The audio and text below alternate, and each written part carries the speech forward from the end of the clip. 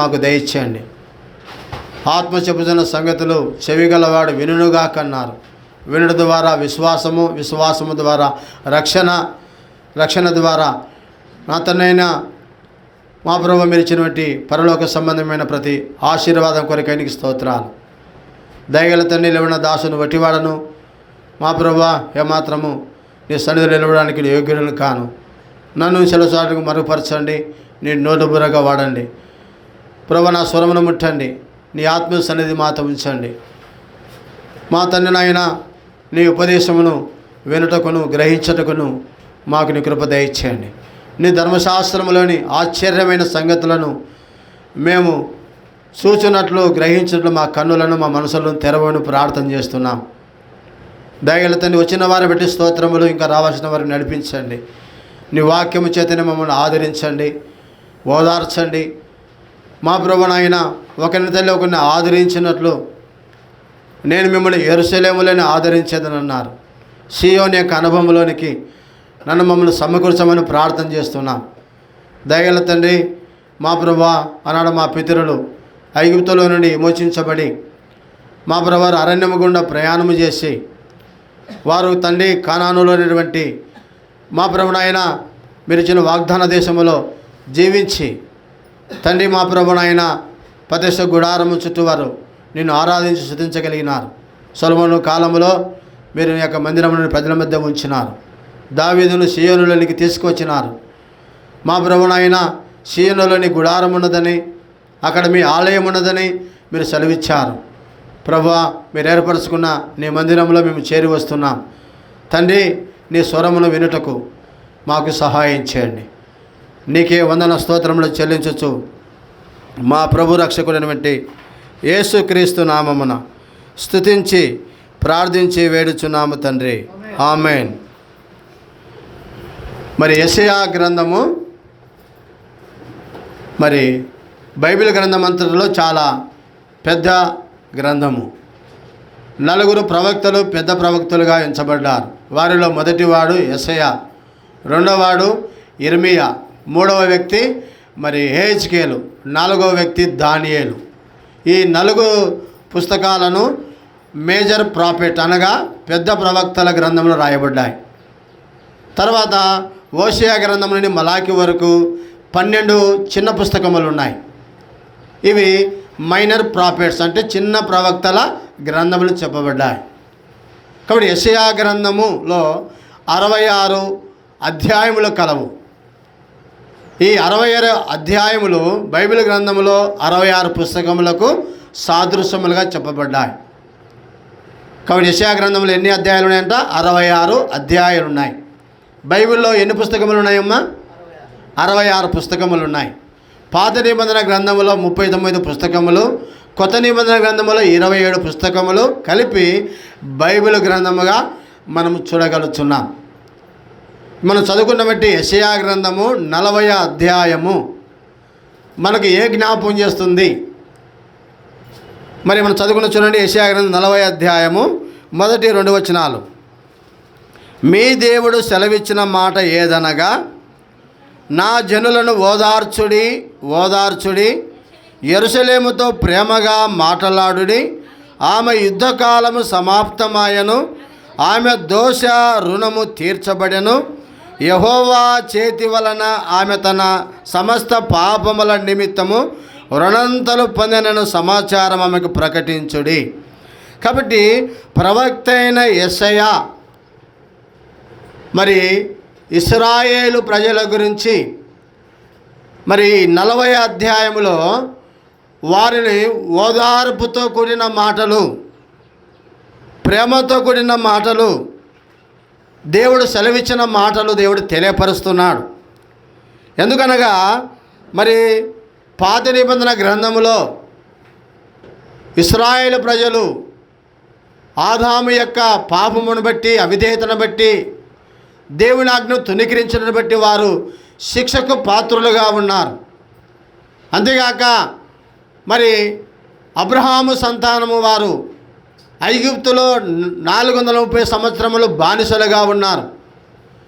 తర్వాత ఆ 430 సంవత్సరాల తర్వాత దేవుడు వారిని విమోచించి వారికి ఇచ్చిన వాగ్దాన దేశములో వారు ప్రవేశించబడిన తర్వాత రాజుల గ్రంథములకు వచ్చినప్పటికీ వారు మరి దేవుని ఆజ్ఞలను ధర్మశాస్త్రమును వారు ఉల్లంఘించడం ద్వారా మరలా 70 సంవత్సరములు బబులోనులో వారు చెరగా వెళ్ళినారు. ఇది వారికి శిక్షాకాలం. కాబట్టి యెషయా గ్రంథము 1వ అధ్యాయం మొదలుకొని 39 అధ్యాయాల వరకు పాత నిబంధన జ్ఞాపకం చేస్తుంది. యెషయా గ్రంథము 1వ అధ్యాయం నుండి 39 అధ్యాయాల వరకు పాత నిబంధనలో ఇశ్రాయేలు ప్రజలకు దేవుడు సెలవిచ్చినటువంటి శిక్షాకాలం. వారు దేవుని ఆజ్ఞను అతిక్రమించినందున, దేవుని మాటలు ఉల్లంఘించినందున, తిరుగుబాటు చేయడం ద్వారా తన ప్రజలను మరి కొంతకాలము ఐగుప్తు బానిసత్వములో ఉన్నారు. తర్వాత దేవుడు మోషేను ఏర్పరచుకొని వారిని విమోచించినాడు. మరలా వారి విమోచించిన కూడా వారి మనసంతా కూడా ఐగుప్తు మీదనే ఉన్నది. మరలా వారు రాజుల గ్రంథములకు వచ్చినప్పటికీ వారు చేసిన బట్టి తిరుగుబాటును బట్టి మరలా వారు ఎక్కడ వెళ్ళారంట? బబులోనుకు దాసులుగా కొనిపోబడ్డారు. బబులోనులో 70 సంవత్సరములు వారు ఉన్నారు. కాబట్టి ఈ యెషయా గ్రంథం 39వ అధ్యాయం వరకు వారి శిక్షాకాలం ముగించబడింది. ఇప్పుడు 40వ అధ్యాయము కొత్త నిబంధనకు సాదృశ్యంగా ఉంది. కొత్త నిబంధన గ్రంథము మత్తయి సువార్త నుండి యెషయా గ్రంథం 40వ అధ్యాయం మొదలుకొని 66 పుస్తకముల వరకు 27 పుస్తకములకు కొత్త నిబంధన ఆరంభించే విధానములో యెషయా ఈ మాట చెబుతున్నాడు.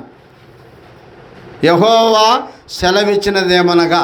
కాబట్టి చూడండి, యెషయా గ్రంథం 40 మొదటి వచనము, మీ దేవుడు సెలవిచ్చిన మాటను వినుడి, నా జనులారా మరి ఓదార్చుడి యెరూషలేముతో ప్రేమగా మాట్లాడుడి.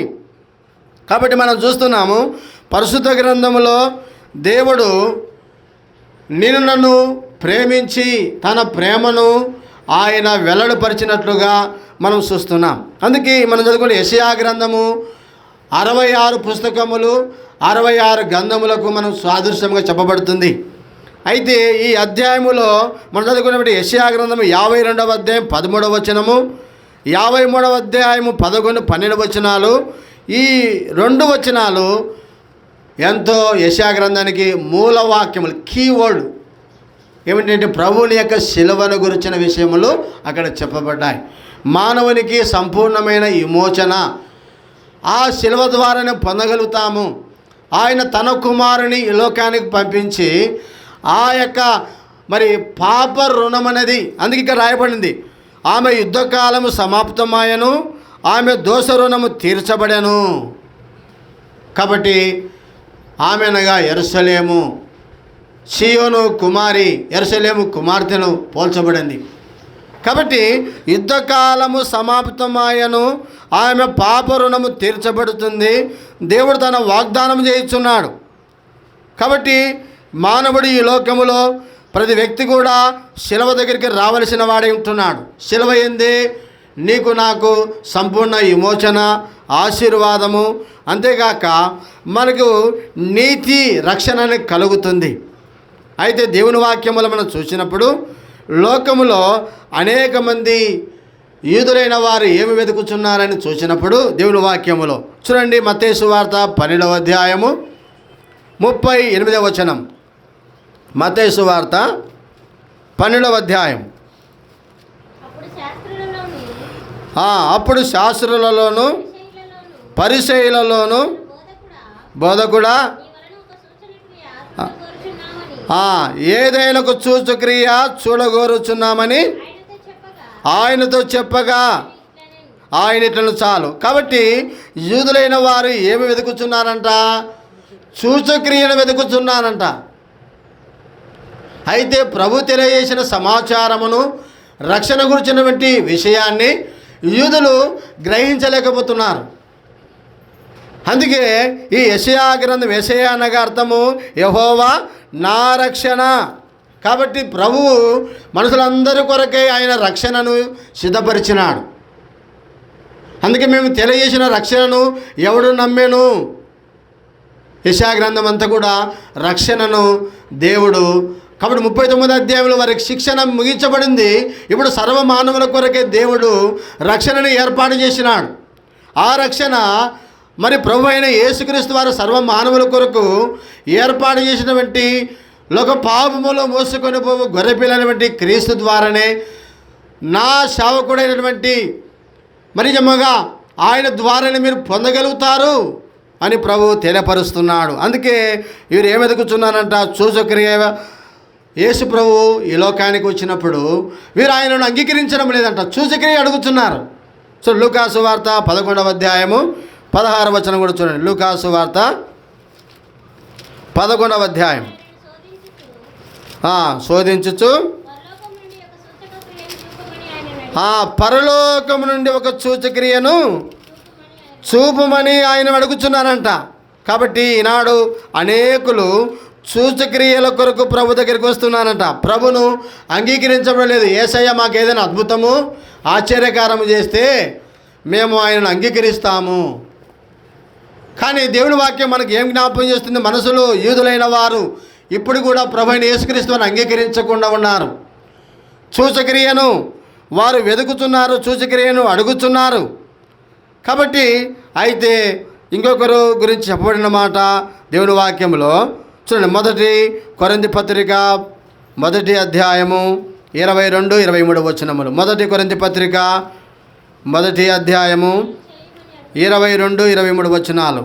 యూదులు సూచక్రియను చేయమని అడుగుతున్నారు, గ్రీసు చేస్తులు జ్ఞానమును వెతుకుతున్నారు, అయితే మేము శిలువబడిన క్రీస్తును ప్రకటించుచున్నాము. యూదులు సూచక్రియను అడుగుతున్నారు, అయితే అన్యజనులు లేకపోతే జెంటైన్స్, అంటే గ్రీకులు అంటే ఎవరు? వీరి గురించి జెంటైన్స్ అని రాయబడింది, అంటే అన్యజనులు, దేవుని ఎరగని వారు. వీళ్ళు వెతుకుతున్నారంట, జ్ఞానమును వెతుకుతున్నారు. జ్ఞానమును, సూచక్రియలు కావాలన్నా జ్ఞానము కావాలన్నా. అయితే మూడవది, మేము శిలువబడిన క్రీస్తును ప్రకటించుచున్నాము. నీ కొరకు నా కొరకు సర్వ మానవుల పాప పరిహారము కొరకు ఆయన శిలువయబడ్డాడు. ఆ శిలువ యందు నీవు నేను నమ్మికించడం ద్వారా ఈ రక్షణను పొందగలుగుతాము. ఇది కావాలనా? లేకపోతే చాలామంది అద్భుతముల కొరకు, ఆశ్చర్యకార్యముల కొరకు, స్వస్థత కోసము ప్రభుని వెంబడించుతున్నారు. ఆ స్వస్థత అయిపోతేనే మళ్ళీ వెళ్ళిపోతున్నారు వాళ్ళు. కొందరు జ్ఞానము కోసం వెతుకుతున్నారు. జ్ఞానం, బైబిల్ గ్రంథంలో జ్ఞానం ఉంది, బైబిల్లో అనేక విషయాలు ఉన్నాయి. ఆ జ్ఞానము తెలుసుకోవాలని కొందరు వస్తున్నారు. ఆ జ్ఞానము ప్రభు అయిన యేసుక్రీస్తు వారై ఉన్నారని అనేక మంది ఎరగలేకపోతున్నారు. అందుకే ప్రభు మరి యూదులేమో సూచక్రియ అడుగుతున్నారు, గ్రీకులు జ్ఞానం వెతుకుతున్నారు. పౌలు అంటున్నాడు, మేము శిలువ వేడిన ప్రభును ప్రకటించుచున్నాము. మరి మీకు ఏది కావాలా? శిలువ దగ్గరికి, ప్రభు దగ్గరికి దగ్గరికి వస్తే నీకు విశ్రాంతి ఉంది, నీకు నెమ్మది ఉంది, నీకు సంతోషం ఉంది, నీకు సమాధానం ఉంది. నీ యొక్క పాప రుణము, దోష రుణము తీర్చబడుతుంది. నీకు ఆదరణ ఉంది, నీకు ఓదార్పు ఉంది. అందుకే నా జనులను ఓదార్చుడి. ఇప్పుడు ప్రజలకు ఏం కావాలా? ఓదార్పు కావాలా, నెమ్మది కావాలా. ఇప్పుడు ఆ వ్యక్తికి మరి నిజముగా ఈనాడు లోకములో పాపభారము చేత నెమ్మది లేక జీవిస్తున్నారు. అందుకే ప్రయాసపడి పాపభారము ఇచ్చిన జనులారా మీరు నా యొద్దకు రండి. డబ్బు ఉంది కానీ మానవునికి నెమ్మది లేదంట, సమాధానము లేదు, సంతోషము లేదు, ఆదరణ లేదు. చూస్తున్నాం, పిల్లలు మరి నిజముగా ఉన్నారు కానీ తల్లిదండ్రులు పిల్లల ద్వారా వారికి ఆదరణ కలుగుతుందా? లేదు. తల్లిదండ్రులను పోషించని వారుగా, ప్రేమించని వారుగా, గౌరవించని వారుగా ఉంటున్నారు. వాళ్ళు పెంచినంత వాళ్ళు బతుకుతారులే, మాకు అవసరం లేదు. కాబట్టి మానవునికి లోకములో ప్రాకులాడుతున్నాడు కానీ ఎక్కడ ఆదరణ, ఎక్కడ సమాధానము దీనికి దొరుకుతుందంటే యెరూషలేములోనే. ఒకరిని తల్లి ఒకరిని ఆదరించినట్టు నేను మిమ్మల్ని ఆదరించేదను. నీ యొక్క హృదయములో నీకు నెమ్మదిని, గాయపడు వారిని ఆయన గాయమును కట్టేవాడిగా ఉంటున్నాడు, ఓదార్చేవాడిగా ఉంటున్నాడు, స్వస్థపరిచేవాడిగా ఉంటున్నాడు. కాబట్టి ప్రియులారా, మరి లోకములో అనేక మంది వెతుకుచున్నారంట. దేని వెతుకుచున్నారు? ఈనాడు జ్ఞానం వెతుకుచున్నావా? లేక కుటుంబ పోషణ కొరకు, జీవనోపాధి కొరకు, ఉద్యోగం కోసం ప్రయాసపడుతున్నావా? లేక ఆస్తులు సంపాదించుకునే కొరకు లోకంలో ప్రాకులాడుచున్నావా? అవన్నీ కూడా తాత్కాలికమైనవే. ఒక దినము నీతో కూడా అవి నశించేటివి ఉన్నాయి, నీ వెంట రావు. ఒకడు సర్వలోకాన్ని సంపాదించుకొని తన ప్రాణమును, చూడండి, ప్రాణమును పోగొట్టుకుంటే ఏమన్నా నువ్వు సంపాదించే కోట్లు నువ్వు అవుతాయా? నువ్వు సంపాదించుకొని నా ప్రాణమా తినము తాగుము సుఖించమని నువ్వు సంపాదించినవి ఎవని వగును? నీ ప్రాణము ఎంతో విలువైనది. నీ ప్రాణమును నాశనము నుండి నిత్య నరకము నుండి తప్పించినటువంటి ప్రభు దగ్గరికి నువ్వు వస్తేనే, శిలువ వెళ్ళిన ప్రభు వైపు నువ్వు చూస్తేనే నీకు సంతోషం ఉంది, నెమ్మది ఉంది. కాబట్టి ఇక్కడ పౌలు చెప్తున్నాడు, మేము శిలువ వేయబడిన క్రీస్తును ప్రకటించుచున్నాము. కాబట్టి పిల్లారా, ఈ లోకములో శిలువ లేనిది మనకు విలువ లేదు. ఎంతున్నా ప్రభు నీవు అంగీకరించకపోతే, చూడండి 2వ కొరింథీ పత్రికలో ఇంకొక మాట కూడా, మొదటి 2 వచనాలు, కొరింథీ రాసినటువంటి మొదటి పత్రిక 2వ అధ్యాయము మొదటి 2 వచనాలలో పౌలు అంటున్నాడు, సహోదరులారా, నేను మీ యొద్దకు వచ్చినప్పుడు వాక్చాతుర్యముతో కానీ జ్ఞానాతిశయముతో కానీ దేవుని మర్మము మీకు ప్రకటించుచు వచ్చిన వాడను కాను. నేను యేసుక్రీస్తును అనగా శిలువ వేయబడిన యేసుక్రీస్తును తప్ప మరి దేనిని మీ మధ్యను ఎరగకుంటునని నిశ్చయించుకుంటుని. కాబట్టి ఇక్కడ చూస్తున్నాం, శిలువ వేయబడిన క్రీస్తును తప్ప. కాబట్టి పిల్లారా, ఈ యొక్క శిలువ వేయబడిన క్రీస్తును నేను తెలుసుకోవాలా, అంగీకరించాలా, ఎరగాల. అప్పుడే మరి నిజంగా నీవు నీ జీవితంలో ప్రాముఖ్యమైనటువంటి రక్షణను పొందగలుగుతావు. పాపక్షమాపణ శిలువ దగ్గర ఉంది, నీకు ఆదరణ శిలువ దగ్గర ఉంది. కాబట్టి తల్లి దుఃఖముతో ఏడుస్తుంది, ప్రభు ఆమెను ఆదరించినాడు. యెరూషలేము కుమార్తెలందరూ కూడా ఆ యొక్క యెరూషలేము వెంబడి ఆయన శిలువ వేయబడటం చూసి దుఃఖించి ఏడుస్తున్నప్పుడు వారిని ఆదరగలేని మాట్లాడాడు. దేవుడు ఆయన ఆదరణకర్త, ఆయన ఆదరించేటువంటి వాడు. ఎలాంటి దుఃఖములు ఉన్నా, ఎలాంటి బాధలు ఉన్నా, ఎలాంటి కష్టములు ఉన్నా ఆయన నిన్ను ఓదార్చగల దేవుడు. అందుకే ప్రభు చెప్తున్న మాట యెషయా గ్రంథములో ఆశీర్వాద రూపములో, ఆదరణ రూపములో, నిరీక్షణ రూపములో మనకు ఈ యొక్క అధ్యాయంలో చెప్పబడిన మాట. కాబట్టి యెషయా గ్రంథంలో మొదటి 39 అధ్యాయాలు ధర్మశాస్త్రం కింద శిక్ష కొరకై ఉండగా 40 అధ్యాయము నుండి 66 మరి పుస్తకాల వరకు ఆదరణ కొరకైన మాటలు ఉన్నాయి. అందుకే యెషయా గ్రంథంలో 40 అధ్యాయంలో మొదటి 2 వచనాలలో ప్రభు చెప్తున్న మాట, నా జనులను ఓదార్చుడి. ఎందుకంటే ఆమె రుణము, దోష రుణము తీర్చబడుతుంది. చూడండి, ఇప్పుడు తెలంగాణలో రైతుకు రుణమాఫీ 2 లక్షలు చేద్దామని గవర్నమెంట్ రేపు 1వ తారీఖున ₹1,00,000 వేస్తున్న అకౌంట్లో. ఎంత సంతోషం కదా రైతులకు. రుణమాఫీ అంటే కదా, నీ రుణమంతా తీర్చినప్పుడు నీ హృదయం ఎంత సంతోషం ఉంటుంది. ప్రభు కూడా మన పాప రుణమంతటి కూడా తొలగించుచున్నాడు. నీ రుణమంతటి కొరకై ప్రభువు శిలువలో గాయపరచబడ్డాడు. ఆయన చేతులలో కాళ్ళలో చీలలు కొట్టబడ్డాయి. తండ్రి, వీరేమి చేయుచున్నారు, వీరు వెరగరు కనుక వీరిని క్షమించుము. ఆ క్షమాపణ ద్వారా సర్వ మానవులకి క్షమాపణ కలిగింది. ఒక్క మాట, ప్రభువా వీరిని క్షమించుము. ఎవరైనా మనం క్షమించగలుగుతారా? క్షమించను కూడా మనసులో అలాగే ఉంటుంది. సమయం వచ్చినప్పుడు గుర్తు చేసుకుంటాం. అయితే ప్రభువు నిజముగా చెబుతున్న మాట, మరి నిజముగా మరి నీకు నా కొరకు శిక్ష ఉంటుంది. ధర్మశాస్త్ర ప్రకారం ఏ మనుషుడు కూడా నీతిమంతుడని తీర్చబడడు. మనందరం కూడా శిక్ష కొరకై ఏ భేదములు లేదు. అందరూ పాపము చేసి మనము ఆ యొక్క శిక్షకు పాత్రులము. కారణము మన పితరుడైనటువంటి ఆదాము. నేనేం పాపం చేసినా అంటే, మరి ఇప్పుడు చూడండి, మన తల్లిదండ్రులు ఉంటున్నారు. మన తల్లిదండ్రులు ఎలా రూపము కలిగి ఉంటారో మనకు అదే రూపము. వాడు పొట్టివాడు పుట్టినాడంటే వాళ్ళ తల్లిదండ్రుల కారణం. వాడు పెద్దగా పొడుగు పుట్టినాడంటే ఎవరి కారణము? వాళ్ళ నాయన, వాళ్ళ అబ్బను పొడుగు వ్యక్తి కలిగి ఉంటారు. జీన్స్. నేను ఎందుకు పొట్టివాడిని, నేను నల్లగా పుట్టినానంటే నా తల్లిదండ్రులు నలుపు కలిగి ఉన్నారేమో, ఆ నలుపు నాకు వచ్చింది. ఒకటి తెల్లగా పుట్టినా అంటే ఎవరు కారణము? వాళ్ళ తల్లిదండ్రులు తెలుపు కలిగి ఉంటేనే తెలుపు వచ్చేది. గుర్తుపెట్టుకోవాలా, తల్లిదండ్రుల రూపమే పిల్లలకు వస్తుంది. నేను ఎందుకు నల్లగా పుట్టినా అంటే అది నీది నాదిగా తప్పు కాదు, అంతేనా? ఆ రీతిగానే నీలో నాలో పాపం ఉన్నదంటే పుట్టుకతోనేది వచ్చింది.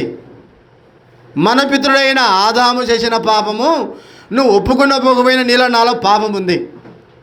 మనము అందుకే దావీదమన్నాడు 51వ కీర్తనలో, నేను పాపములోనే పుట్టినవాడను, పాపములోనే నా తల్లి నన్ను గర్భము ధరించింది. అంతే, పాపములోనే మన బ్లడ్లోనే ఉంది, రక్తములోనే ఉంది. ఇది తండ్రి రక్తము, తల్లిదండ్రుల రక్తమే పిల్లలకు వస్తుంది. ఆ రీతిగానే ఆదాము యొక్క రక్తము నీలో నాలో ఉన్నది. కాబట్టి మనమందరం కూడా ఒకని అవిధేయత వలన అనేకులు పాపులుగా చేయబడిరి. కాబట్టి పిల్లారా, నేను పాపములో జీవించిన మనలను అయితే పాపులను రక్షించుటకు యేసుక్రీస్తు ఈ లోకమునకు వచ్చాను. కాబట్టి యేసు ప్రభు వారు మరి నిన్ను నన్ను రక్షించడం కొరకై రక్షకుడుగా ఆయన ఈ లోకానికి వచ్చినాడు. కాబట్టి ధర్మశాస్త్రంలో 39 అధ్యాయాలు ధర్మశాస్త్రం కింద మనమందరం కూడా శిక్షకు పాత్రులమై ఉండగా 40 అధ్యాయం నుండి 66 మరి అధ్యాయం వరకు ఆదరణ కొరకైన మాటలు ఉన్నాయి. కాబట్టి మొదటి 2 వచనాలలో ఓదార్పు అనేది 2 సార్లు రాయబడింది. రెట్టింపు నిశ్చయము చూపిస్తుంది. చూడండి ఆ మాట, యెషయా గ్రంథం 40 అధ్యాయము మొదటి 2 వచనాలు. కాబట్టి నిశ్చయము 2 మాటలు, ఓదార్చు. చూడండి 40 అధ్యాయం. మీ దేవుడు సెలవిచ్చిన మాట ఏదనగా నా జనులను ఓదార్చుడి. ఎందుకు దేవుడు 2 సార్లు ఒక అనేది ఖచ్చితము అనగా ఆయన ఆదరించేటువంటి వాడు, ఓదార్చేటువంటి వాడు అనగా ఇప్పుడు యెషయా గ్రంథములో మనందరికీ కూడా శ్రేష్టమైనటువంటి ఆదరణ, ఓదార్పు ఉంటుంది. ఎందుకంటే దేవుని వాక్యమును చూసినప్పుడు మరి నిజంగా ఇశ్రాయేలు ప్రజలు ఏ రీతిగా ధర్మశాస్త్రం కింద ఐగుప్తు దాసత్వం నుండి, బబులోను దాసత్వం నుండి 2 అంతల శిక్షణ వారు అనుభవించినారు.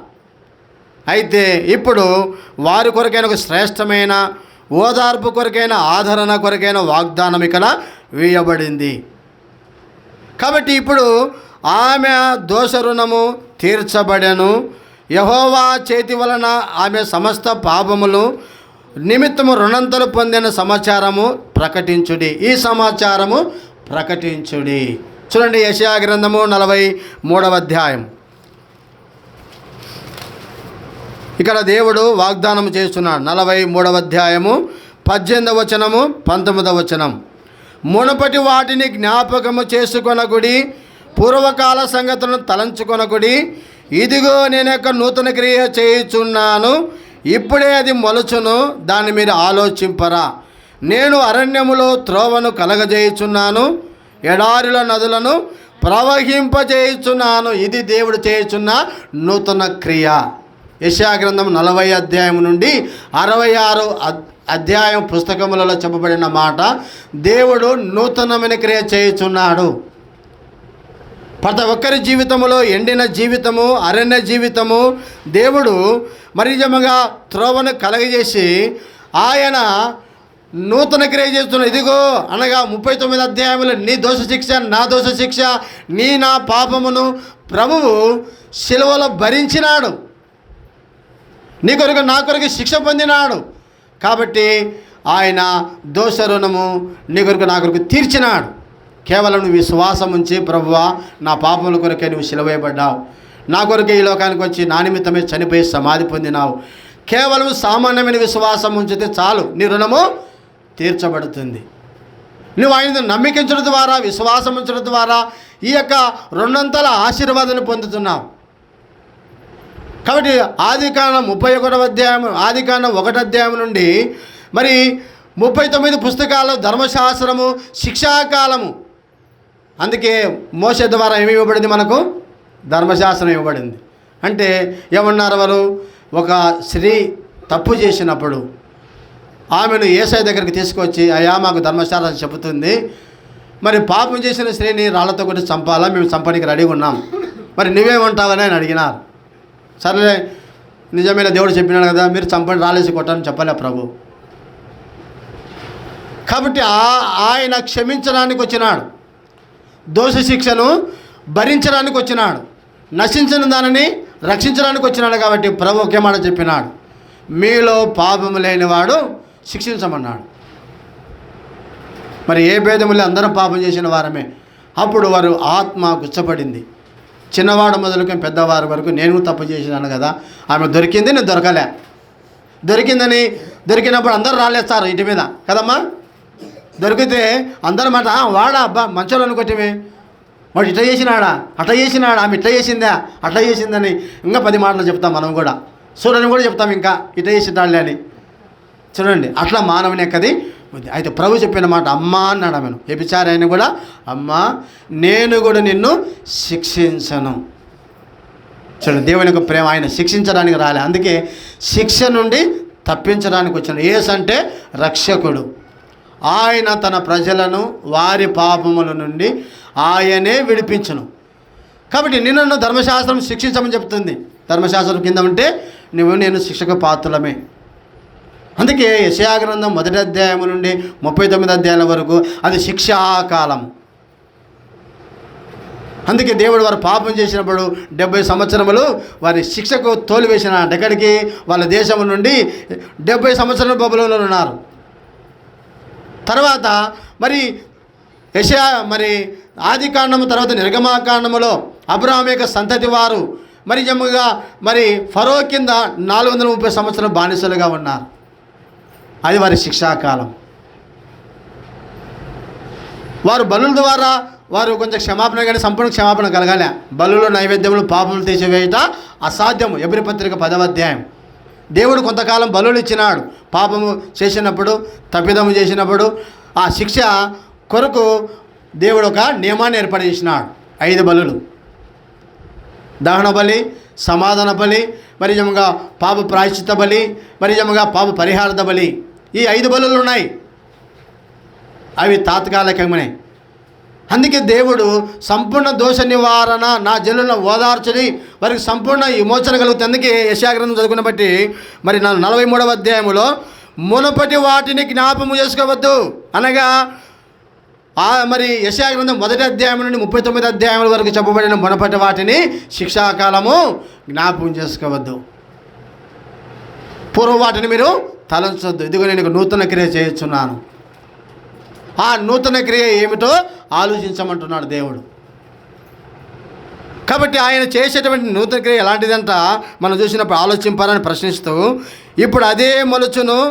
యెషయా గ్రంథము 43వ అధ్యాయము 19వ వచనం. ఇదిగో నేను ఒక నూతన క్రియ చేయుచున్నాను, ఇప్పుడు అది మొలుచును, మీరు దానిని ఆలోచింపరా.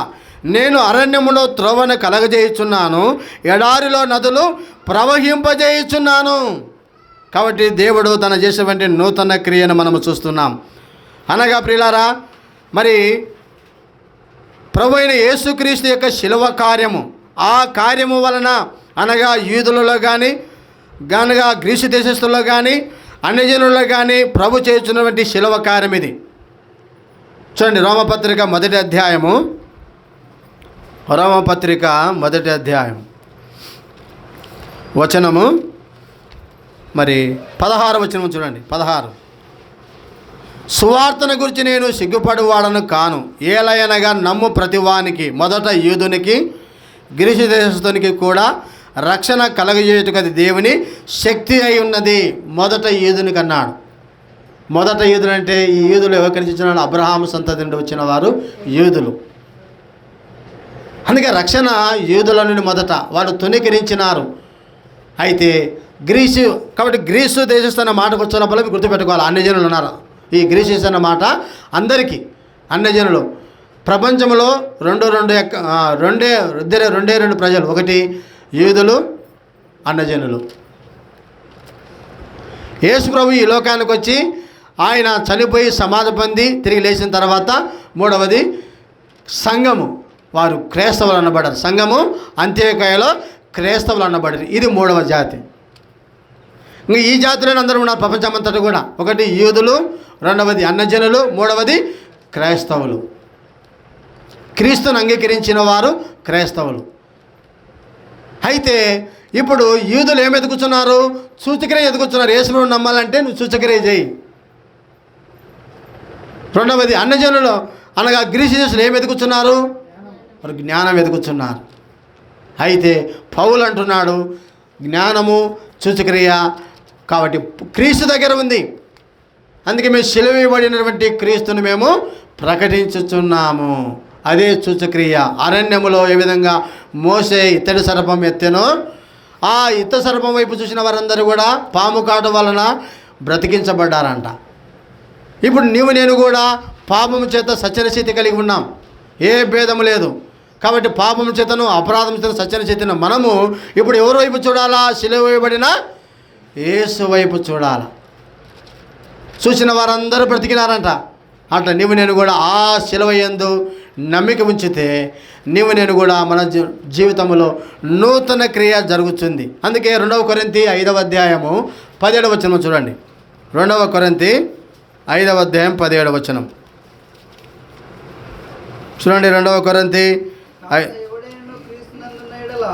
ఉన్న ఎడల వాడు నూతన సృష్టి, పాతవి గతించెను, ఇదిగో కొత్త వాయన చాలు. కాబట్టి ప్రభువు క్రీస్తునందు నూతన క్రియ ఇదే. అందుకే మునపటి వాటిని పాత వాటిని జ్ఞాపకం చేసుకోవద్దు. ప్రభుకు దూరంగా ఇంతకాలము లేక ప్రభుని ఎరగక నీ యొక్క మరి శిక్షాకాలము అనగా మానవుడు ఆజ్ఞతికము పాపముల జీతము మరణం. ఇది శిక్షాకాలం. పుట్టిన ప్రతివాడు కూడా పాపములో జీవిస్తున్నాడు. ఇది శిక్ష. పాపములో జీవితం మరణము. ఈ శిక్షాకాలము నుండి నీవు తిరిగి ప్రభు వైపు చూడడం ద్వారా నీ శిక్ష నుండి విడిపించబడతావు. అందుకే రోమపత్రిక 8వ అధ్యాయం 1వ వచనం ప్రకారము చూడండి. రోమపత్రిక 8వ అధ్యాయం 1వ వచనం ప్రకారము చూడండి. రోమపత్రిక 8 1వ వచనం. క్రీస్తు యేసునందున్న వారికి ఏ శిక్షా విధి లేదంట. క్రీస్తు యేసు ఉన్నందు ఆయన యందు ఎవరైతే విశ్వాసము నమ్మిక ఉంచుతున్నారో వారు శిక్ష నుండి విడుదల పొందుతున్నారు. అందుకే మనం యెషయా గ్రంథం 1వ అధ్యాయం 39వ వచనం వరకు 39 అధ్యాయాల వరకు అది పాత నిబంధన కింద మనందరం కూడా శిక్షాకాలంలో ఉన్నాం. అందుకే 40వ అధ్యాయంలో యోహాను గురించి ప్రకటన చెప్పబడింది. అరణ్యములో కేక వేయుచున్న ఆ సువర్తమానమును దేవుడు ఈ లోకానికి పంపించినాడు. పరలోక రాజ్యము సమీపించింది కనుక మారు మనసు పొందండి. చూడండి, మన చదివిన యెషయా గ్రంథము 40వ అధ్యాయం. ఈ శుభ సమాచారమును దేవుడు ప్రవక్త అయిన యెషయాను గురించి ఈ యోహాను గురించి చెప్పబడినటువంటి మాట. అడవిలో ఒకడు ప్రకటించుచున్నాడు. ఎట్లనగా అరణ్యములో యెహోవాకు మార్గము సిద్ధపరచుడి, ఎడారిలో మా దేవుని రాజ మార్గము సరళము చేయుడి. ప్రతి లోయను ఎత్తు చేయవలను, ప్రతి పర్వతము ప్రతి కొండయు అనసవలను, వంకరవి చక్కగాను కరుకవేని సమముగాను ఉండవలను. యెహోవా మహిమ బయలుపరచబడును. ఏ విధములు అందరూ కూడా పాపం వేసే దేవుని మహిమను కోల్పోయినాము. ఇప్పుడు తన మహిమను దేవుడు బయలుపరుస్తున్నాడు యెషయా గ్రంథం 40వ అధ్యాయంలో. అందుకే యెషయా గ్రంథం 40వ అధ్యాయం నుండి 66 పుస్తకములలో కొత్త నిబంధనను ఆరంభమని చూస్తున్నాం. దేవుడు ఈ లోకాన్ని ప్రేమించి నీ కొరకై నా కొరకై రక్షణను సిద్ధపరుస్తున్నాడు. అందుకే మలాకి నుంచి మత్తయి సువార్త వరకు చీకటి కాలం. దేవుని వాక్యం అందబడలేదు. మనుషులందరూ కూడా చీకటిలో తడవులాడుతున్నారన్న. దేవుని ఎరగని వారే, ధర్మశాస్త్రం లేని వారే, జనులు కట్టులేక తిరిగిన వారుగా ఉన్నారు. అటువంటి దినములలో అరణ్యములో కేక వేయబడుతుందంట. కాబట్టి అరణ్య జీవితము మన యొక్క మానవుని యొక్క జీవితము అరణ్యముతో పోల్చబడింది. ఇశ్రాయేలు ప్రజలు అరణ్యములో 40 సంవత్సరములు నడిచినారు. కాబట్టి అరణ్య జీవితము దేవుడు మనల్ని మానవుని యొక్క పాప జీవితమును జ్ఞాపం చేస్తుంది. కాబట్టి విమోచించబడిన కూడా అనేక సార్లు ఇంకా దాసత్వములో ఉంటున్నారు అరణ్యములో. ప్రియులారా, అందుకే దేవుని యొక్క వర్తమానము నీ కొరకై నా కొరకై దేవుడు భూలోకానికి నిజముగా నిన్ను నన్ను ప్రేమించిన వాడిగా ప్రభు సెలవిస్తున్నాడు. అందుకే దేవుని యొక్క వాక్యమును మనం చూసినప్పుడు ప్రియులారా, మరి పరిశుద్ధ గ్రంథంలో చెప్పబడినట్టు ఆయన ఇదిగో నేను ఒక నూతన క్రియ చేయుచున్నాను. అరణ్యములో, ఎడారిలో ఆయన దాన్ని కలగిస్తున్నానంట. చూడండి, యెషయా గ్రంథము 9వ అధ్యాయము మొదటి 2 వచనాలు. యెషయా గ్రంథము 9వ అధ్యాయము మొదటి 2 వచనాలు. అయినను వేదన పొందిన దేశం మీద మబ్బు నిలవదు. పూర్వకాలమున ఆయన జెబూలూను దేశమును, నఫ్తలి దేశమును అవమానపరచెను. అంత్యకాలమున ఆయన సముద్ర ప్రాంతము అనగా యోర్దాను అద్దరిని, అన్యజనుల గలిలయ ప్రదేశమును మహిమగలదిగా చేయుచున్నాడు. చీకటిలో నడుచు జనులు గొప్ప వెలుగును చూచుచున్నారు. మరణాఛాయ గల దేశముల మీద వెలుగు ప్రకాశించుచున్నది. కాబట్టి ప్రజలందరూ కూడా చీకటిలోను మరణాఛాయలో ఉన్నారు. నేను కూడా మరి 1 పేతురు 1వ అధ్యాయం 2వ అధ్యాయంలో మనమందరం చీకటిలో ఉన్నామంట, మరణాఛాయ గల దేశములు ఉన్నాం. మరి యూదులైన వారు కూడా మరణాఛాయ గల ప్రాంతములు ఉన్నారు. ఇది ప్రవచనము మత్తయి సువార్తలో మరి నిజముగా 4వ అధ్యాయంలో మనం అక్కడ చూస్తున్నాం, నెరవేరినట్లుగా 3వ అధ్యాయంలో. కాబట్టి జెబూలూను ప్రాంతం అనగా ఇశ్రాయేలు ప్రాంతము, నఫ్తలి అనగా యాకోబు కుమారులకు ఇచ్చిన ప్రాంతమును జ్ఞాపం చేస్తుంది. యోర్దాను అవతల ఉన్నటువంటి గలిలయ ప్రాంతంలో వారు ఎక్కడున్నారంట? చీకటిలో ఉన్నారు, మరణాఛాయలు ఉన్నారు. అందుకే ఆ స్థలములో దేవుని మహిమ వెలిగించబడింది. నేను కూడా ప్రభుని ఎరగక చీకటిలో ఉన్నప్పుడు సువార్త వెలుగు మా హృదయములో ప్రకాశించని 2 కొరింథీ 4లో 1 నుంచి 4 వచనాలు చెప్పబడినట్లు దేవుడు నిజముగా తన యొక్క మహిమను ప్రత్యక్షపరిచినాడు. కాబట్టి అరణ్య జీవితము, చీకటి జీవితము మార్పు నొందాలని ప్రభు కోరుచున్నాడు. కాబట్టి మత్తయి సువార్త 4వ అధ్యాయం 12 నుంచి 6 వచనాలు అక్కడ చెప్పబడిన మాట అదే. 2 కొరింథీ 4వ అధ్యాయం 4 నుంచి 6 వచనాల్లో చెప్పబడిన మాట అదే. ఆదికాండము 1వ అధ్యాయము 3వ వచనం ప్రకారము చీకటి ఏమిందంట? జలముల మీద కమ్మి ఉంది. చూడండి, ఈ చీకటిని తొలగించడానికి ప్రభువు వచ్చినాడు. ఆదికాండం 1వ అధ్యాయము చూడండి 3వ వచనం.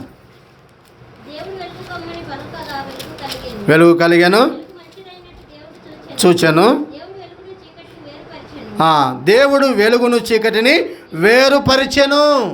కాబట్టి చీకటిని దేవుడు వెలుగును మనం చూస్తున్నాం వేరుపరిచిన అంట.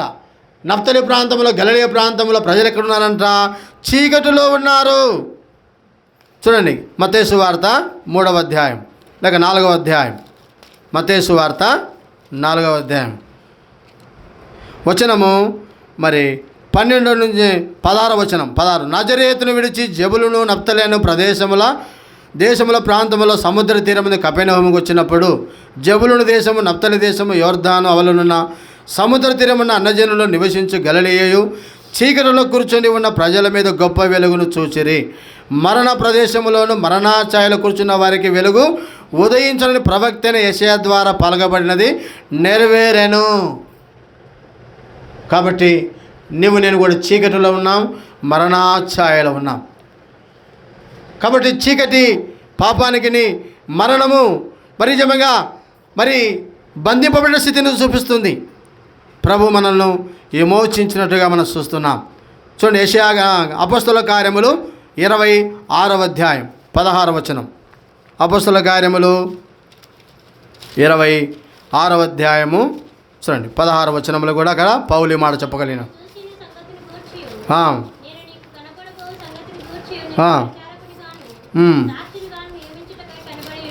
కనబడి ఉన్నాను. నీవు లేచి నీ పాదములు మోపి నిలుపుము. నేను ఈ ప్రజల వలన, అన్యజనుల వలన హాని కలగకుండా నిన్ను కాపాడదను. వారి చీకటిలో నుండి వెలుగులోనికి, సాతాను అధికారం నుండి దేవుని వైపు తిరిగి నాయందలి విశ్వాసము చేత పాపక్షమాపణ పొందినట్లు వారి కన్నులు తెరచుటకై నేను నిన్ను వారి యొద్దకు పంపేదనని చెప్పాను. ప్రభు పౌలును ఏర్పరచుకున్న ఉద్దేశం అన్యజనుల మధ్య దేవునికి సువార్తను ప్రకటించడం కొరకు. అన్యజనులు ఎక్కడున్నారంట?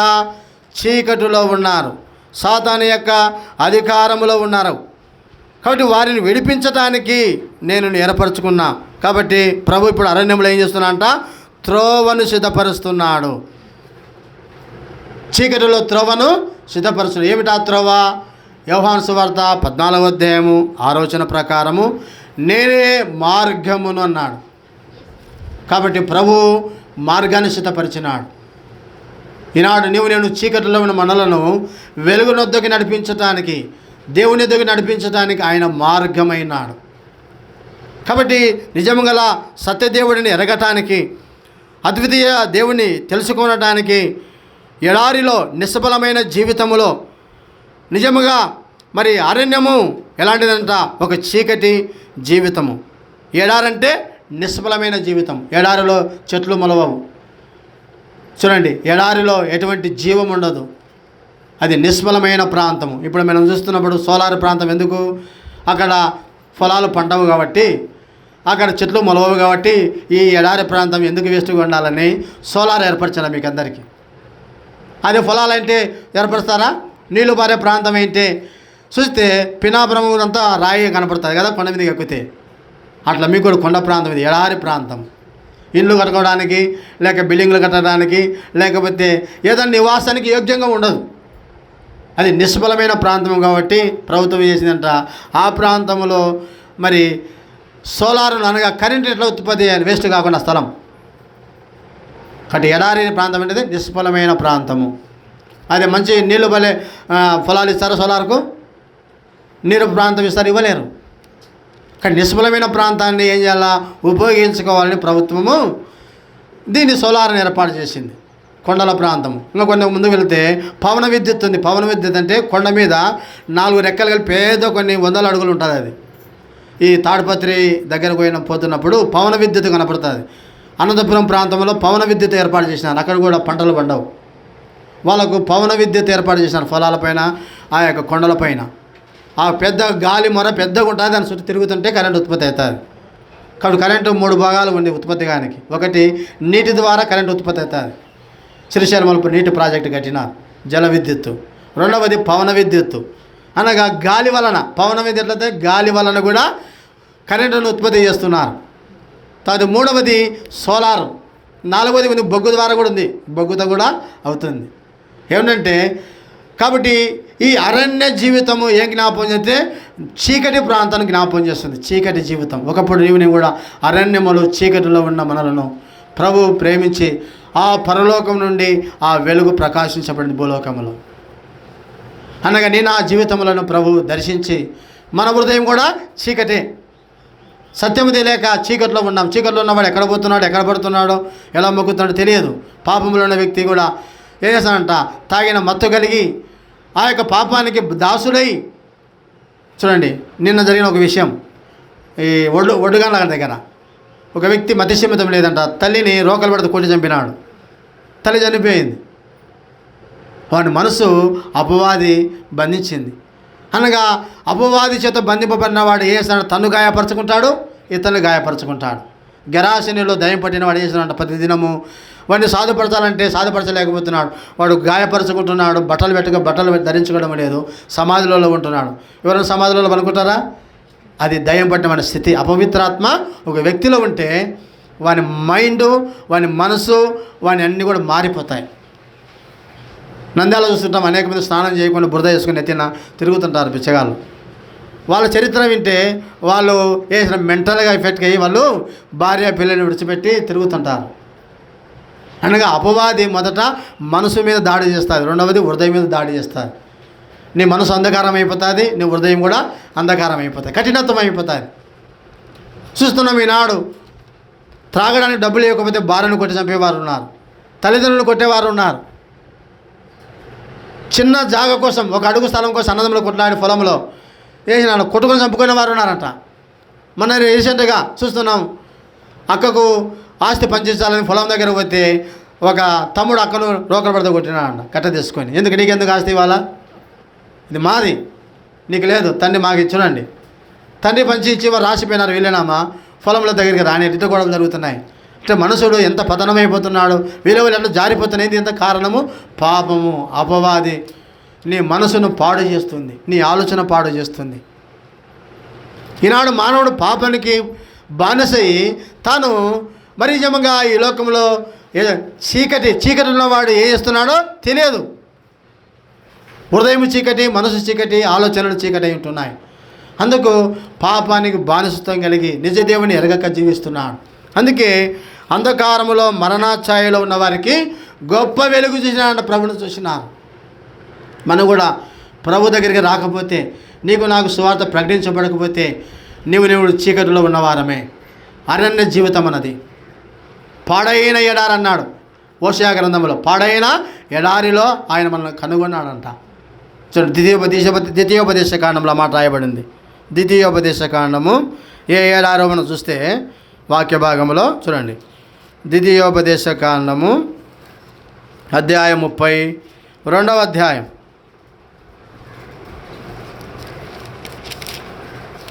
32వ అధ్యాయము వచనము జ్ఞాపకం చేస్తాను.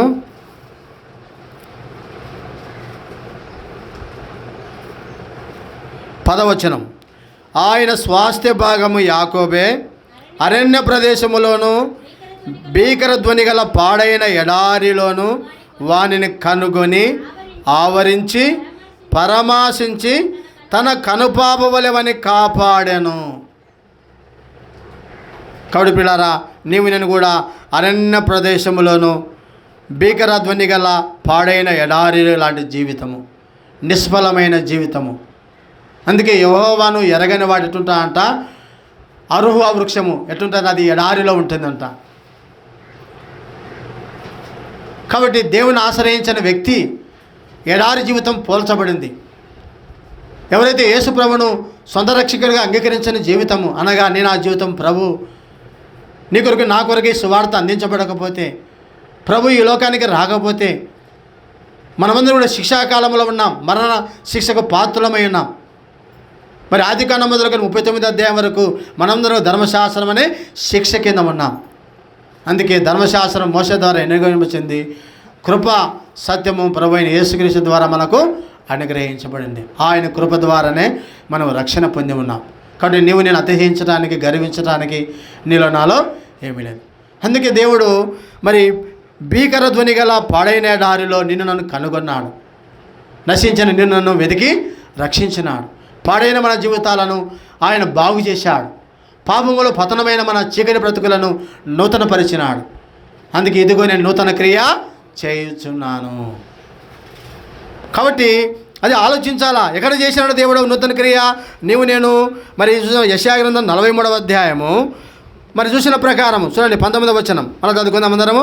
యెషయా గ్రంథము 43:19 చదవండి అందరూ. ఇదిగో నేను ఒక నూతన క్రియ చేయుచున్నాను, ఇప్పుడు అదే మొలుచును, మీరు దానిని ఆలోచింపరా.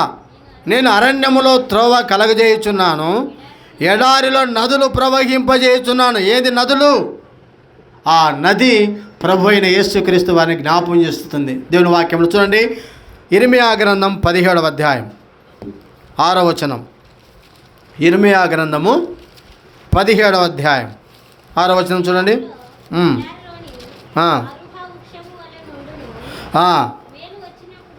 మేలు వచ్చినప్పుడు అది వానికి కనబడదు. వాడు అడవిలో కాలిన నేల యందు నిర్జనమైన చెవిటి భూమి యందు నివసించును. అనగా ఒకప్పుడు నువ్వు నేను కూడా ఎడారిలో అరుహ వృక్షము వలె శాపగ్రస్తులమై ఉన్నాము. అయితే ఈ ఎడారిలో ఉన్నటువంటి మనలను మరి నిజముగా 7వ వచనం ప్రకారం యెహోవాను నమ్ముకున్నవాడు ధన్యుడు, యెహోవానికి ఆశ్రయముగా ఉన్నాడు, వాడు జలముల యొద్ద నాటబడిన చెట్టు వలె ఉంటున్నాడు. కాబట్టి కాలిన స్థలములో, ఎండిన భూమిలో, ఎడారిలో జీవము లేదు. అయితే నిన్ను ఎక్కడ తీసుకొచ్చినాడు ప్రభు? మరి నిజముగా జీవజల ఓట యొద్దకు మనల్ని నడిపించినాడు. అందుకే వాడు జలముల యొద్ద నాటబడిన చెట్టు వలె ఉంటున్నాడు. ప్రియులారా, నాడు దేవుని ఆశ్రయించినందున, దేవుని ఎరిగినందున ప్రభు నీ కొరకు నా కొరకై ఆ రక్షణ సువార్తను తెలపరచబడి ద్వారా నదులు జీవము గల ప్రభు దగ్గరికి దేవుని నడిపించాడు. యోహాను సువార్త 7వ అధ్యాయము 38వ వచనం. యోహాను సువార్త 7వ అధ్యాయము 38వ వచనం. నా యందు విశ్వసించేవాడెవడో లేఖనము చెప్పినట్లు వాని కడుపులో నుండి జీవజల నదులు పారునని బిగ్గరగా చెప్పాను. ఎడారిలో ఏం పారుతున్నాయంట? జీవజల నదులు పారుతున్నాయి. ఒకడు పనికిరాని స్థలము, పాడైన ఎడారి, నిర్జనమైన స్థలము. అయితే ప్రభు దగ్గరికి వచ్చిన ద్వారా నా యొక్క కఠిన హృదయము, నా జీవితంలో పనికిరాని పనికిమాలిన మనము దేవుడు పనికొచ్చే పాత్రలుగా చేస్తున్నాడంట. ఎంత గొప్ప ఆశీర్వాదము! ఎన్నికలేని నిన్ను దేవుడు ఏర్పరచుకున్నాడు. తునీకరించబడిన నిన్ను నన్ను ప్రభు పిలుచుకున్నాడు. ఆయన ఇప్పుడు ఏంటంట? ఫలించని కొమ్మగా చేస్తున్నాడు. ఎవడు నా యందు నిలిచి ఉండునో వాడు బహుగా ఫలించును. వాడు జలములతో నాటబడిన చెట్టు వలె ఫలిస్తున్నాడు. ఈనాడు మన జీవితములు ఫలభరితంగా చేయబడ్డాయి. చీకటి జీవితము, అరణ్య జీవితము త్రోవ కలిగేసిన దేవుడు తన మార్గములను నడిపించి ఈనాడు ఇదే త్రోవ చక్కగా నడువుడి జీవముల దేవుని మందిరంలోనికి షియోనులోనికి వచ్చినాం. లేకపోతే ఎక్కడ ఉన్నామంట? ఎక్కడొక్కడ తిరుగుతున్నాం కదా. నువ్వు ఒక త్రోవలు, నా ఒక త్రోవలు, మన ఇష్టమైన త్రోవలు నడుచుకున్నాం లోకములో. అయితే దేవుడు మనం ప్రేమించినాడు, కనుగొన్నాడు, పరమశించి నా కుమారుడా నువ్వు నశించడం నాకు ఇష్టం లేదని చెప్పి ప్రభు నన్ను పిలిచి దేవుని సన్నిధి తీసుకొచ్చినాడు. ఒకవేళ లేకపోతే ఎక్కడ ఉంటామంట? చూడండి, వాడు సమాధిలో ఉన్న వ్యక్తి ప్రభు వచ్చినా కానీ వాడు ప్రభు పాదాల దగ్గరికి వచ్చి కూర్చున్నాడు. దేవుడు గెరాసనిలో ఉన్న వ్యక్తి ప్రభు యొక్క పాదాల దగ్గర కూర్చున్నాడంట. ఒకప్పుడు ఎక్కడ ఉన్నాడంట? సమాధిలో వాసం చేసేటట్టు వాడు. నెమ్మది లేక, సమాధానం లేక, గుడ్డలు శరీరంలో లేవు, దుస్తులు లేవు, అందరూ వాడిని సాధుపరచలేకపోయినారంట. ప్రభు వారిని ప్రేమించి కనుగొని వాని కొరకే ఆ దేశానికి వచ్చినాడు. గెరాసీను దేశంలో ఆ పట్టణానికి ప్రభు దెక్కపోలి అతని దగ్గరికి వచ్చినాడు. ప్రభు నిన్ను దర్శించి మన జీవితంలో అరణ్య జీవితాన్ని దేవుడు త్రోవ కలగజేసినాడు. రక్షణ త్రోవలను తీసుకొచ్చినాడు, సత్యంలోనే తీసుకొచ్చినాడు. ఒకప్పుడు నేను చీకటిలో ఉన్నాం, మరణాఛాయలో ఉన్నాం. ఎఫెసు పత్రికలో సెలవిచ్చిన అపరాధములతో పాప సత్యమైన క్రీస్తు కూడా బ్రతికింపజేసి మరి నిజంగా 1 పేతురు 2వ అధ్యాయం 9వ ప్రకారం చీకటిలో ఉన్న మనల్ని దేవుడు ఆశ్చర్యకరమైన విలువలోకి నడిపింపజేసినాడు. ఈనాడు దేవుని సంఘములో ఉంచినాడు. దేవుని ఇంటిలో మనం సమకూర్చబడ్డాం. ఎంత గొప్ప ఆశీర్వాదం జీవముల దేవుని. కాబట్టి ఎడారి యొక్క జీవితాన్ని దేవుడు ఇచ్చినట్ట ఫలభరితముగా, ఫలించడు కొమ్మగా. ఒకప్పుడు మరి ఏమాత్రము మనలో హృదయము కఠినమైన ఎడారి అనగా కఠిన సూచిస్తుంది. రాయి కఠిన జీవితము, బండలాంటి జీవితము. దేవుని వాక్యం రాయబడింది ఇర్మియా గ్రంథంలోను, హెజ్కేలు గ్రంథంలోను మానవ హృదయము బండతో పోల్చబడింది. బండతో వేసినట్ట దేవుడు. చూడండి హెజ్కేలు గ్రంథము, ఆ మాట కూడా నేను చూసి ముగిస్తాను. నా తిమ్మదన ఎన్ని గంటలకు ముగించాలా? 1:30 వరకు? ఓకే. చూడండి దేవుని వాక్యములో ఇంకొక మాట చూపిస్తా. హెజ్కేలు గ్రంథం 36వ అధ్యాయం. హెజ్కేలు గ్రంథం 36వ అధ్యాయము వచనము 26వ వచనం. నూతన హృదయమును మీకు ఇచ్చేదను, నూతన స్వభావం మీకు కలగజేసేదను, రాతి గుండె మీలో నుండి తీసివేసి మాంసము గుండెను ఇచ్చేదంట. ఏ గుండె అమ్మాది? రాతి గుండె. ఎడారి జీవితం రాళ్ళే, ఎక్కడ చూసిన రాళ్ళే ఉంటాయి కదా. రాతి గుండెట. ప్రభు మనల్ని దర్శించకపోతే, దేవుని వాక్యం మనలో నూతన కార్యం చేయకపోతే మన హృదయం ఎలాంటిదంట? రాతి గుండె. చూస్తాం అనేక సువార్త మా కొద్దిపోయి విశ్లేషిపోతారు పత్రిక ఇచ్చే రాతి గుండె. ఎందుకంటే మనము ప్రభు మనల్ని దర్శించకపోతే ఎవరి మాట వినేవారం కామంట. చీకటి జీవితము. కాబట్టి ఇప్పుడు రాతి గుండె మానవుని జీవితం, ఇది ఎడారి జీవితంలో జ్ఞాపకం చేస్తుంది. అయితే దేవుడు చెప్తున్నాడు, ఇదిగో నేను నూతన క్రియ చేయుచున్నాను, అది ఇప్పుడు మొలచును, దాన్ని ఆలోచించరా. నేను అరణ్యంలో త్రోవను కలగజేయుచున్నాను, ఎడారిలో నదులను ప్రవహింపజేస్తున్నాను. చూడండి, ఎడారిలో నదులు. ఆ నది ప్రభువైన యేసుక్రీస్తు వారే. నా యందు విశ్వసించు వాని హృదయముల నుండి జీవజల నదులు పారును. యోహాను సువార్త 7:38 ప్రకారం సమరయశ్రీ ఆ నీరు కోసమయ్యా నేను ఇంత దూరం రాకుండా, ఊరు బయటికి రాకుండా, ఈ మధ్యాహ్న కాలం ఎండాకాలం రాకుండా ఆ నీరు నాకేమంది. అయితే నీ భర్తను పిలుచుకురాపమ్మా, నేను నీరు ఇస్తానన్నాడు. చూడండి, నాకు భర్త లేడని చెప్పింది. నిజమే, ఆమె పాపములో ఉంది. 5 మంది భర్తలు ఉండిరి, వాళ్ళు ఊరు లేరు. ఇప్పుడు 6వ వాడు. అయితే ఆ జీవజలము ఆమె ప్రభును కోరుకుంది. ప్రభు ఆమెకి ఇచ్చినాడు. నా యందు విశ్వసించు వాని కడుపులో నుండి ఏం పరునంట? జీవజల నదులు పారును. ఎడారిలో జీవజల నదులు పారును. కాబట్టి ప్రియులారా, ఈనాడు మన జీవితంలో ఒకప్పుడు ఎడారి జీవితము, అరణ్య జీవితమే. దేవుడు నూతన క్రియ చేశాడు. నదులు గల మరి ప్రవహించినట్లు చేశాడు. అనగా ఇట్టి కార్యము ప్రభువు దేవుడు చేయబోతున్నదని యూదులకైనను యూదులు కాని వారికైనను శిక్ష నుండి, నిరాశ నుండి, దుఃఖము నుండి విమోచన ఆదరణకరమైన మాటలు ఈ యొక్క యెషయా గ్రంథం 40 అధ్యాయం నుండి 66 అధ్యాయాల వరకు చెప్పబడిన మాట. కాబట్టి ప్రభు నూతన కొత్త నిబంధనకు సాదృశ్యంగా ఉంది. కాబట్టి ప్రభు అయిన ఇదిగో నేను నూతన నిబంధన చేయుచున్నాను, అది పాత నిబంధన వంటిది కాదు.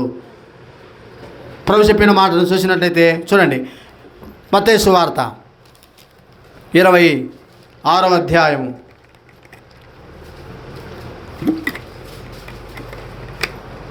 28వ వచనం. మత్తయి సువార్త 26, ఇది నా రక్తము అనగా పాప క్షమాపణ నిమిత్తము అనేకుల కొరకు చిందింపబడుచున్న నిబంధన రక్తము. పాత నిబంధన రక్తము ఏ జ్ఞాపకం చేసింది? నేను దోషముల కొరకు బలిని, జంతువులను అర్పిస్తున్నా. ఈ బలులు దేవుని మార్గాన్ని చూపిస్తున్నాయి. అనగా రాబోయేటువంటి యేసు ప్రభు వారు సర్వ మానవుల కొరకు చిందించబడుతున్నటువంటి పాప క్షమాపణ కొరకే ఆ యొక్క లోక పాపములు మోసుకొని పోవు గొర్రెపిల్ల వలె. కాబట్టి ధర్మశాస్త్రము అంతటి కూడా ఈ యొక్క బలులు అర్పించబడ్డాయి. కానీ ఆ బలుల ద్వారా నీకు నాకు ఏమి లేదంట, విమోచన లేదు. చూడండి, ఎబ్రీ పత్రిక 10వ అధ్యాయం. ఎబ్రీ పత్రిక 10వ అధ్యాయం. మనము మరి 3వ వచనం చూడండి, 3-4 వచనములు. అయితే ఆ బలులు అర్పించుట చేత ఏట పాపములు జ్ఞాపకం చేయుచున్నవి. ఏలైనగా ఎడ్ల యొక్కయు మేకల యొక్కయు రక్తము పాపములు తీసివేయట అసాధ్యము. గుర్తుపెట్టుకోవాలా, దేవునికి నువ్వు ఎన్ని బలులు అర్పించినా, ఎంత నువ్వు దహన బలి కొరకు, సమాధాన బలి కొరకు, మరి నిజంగా నీ ఎలాంటి అర్పణలో తీసుకొచ్చినా నీ పాపము తీసివేయట అసాధ్యము. కాబట్టి అందుకే ప్రభు చెప్పుచున్న మాట, నీవు నాకు ఒక బలి అర్పణ కోరలేదు కానీ నా శరీరమును నాకు అమర్చినావు. నిజముగా పాప పరిహార్థ బలు నీకు ఇష్టమేమి కావు.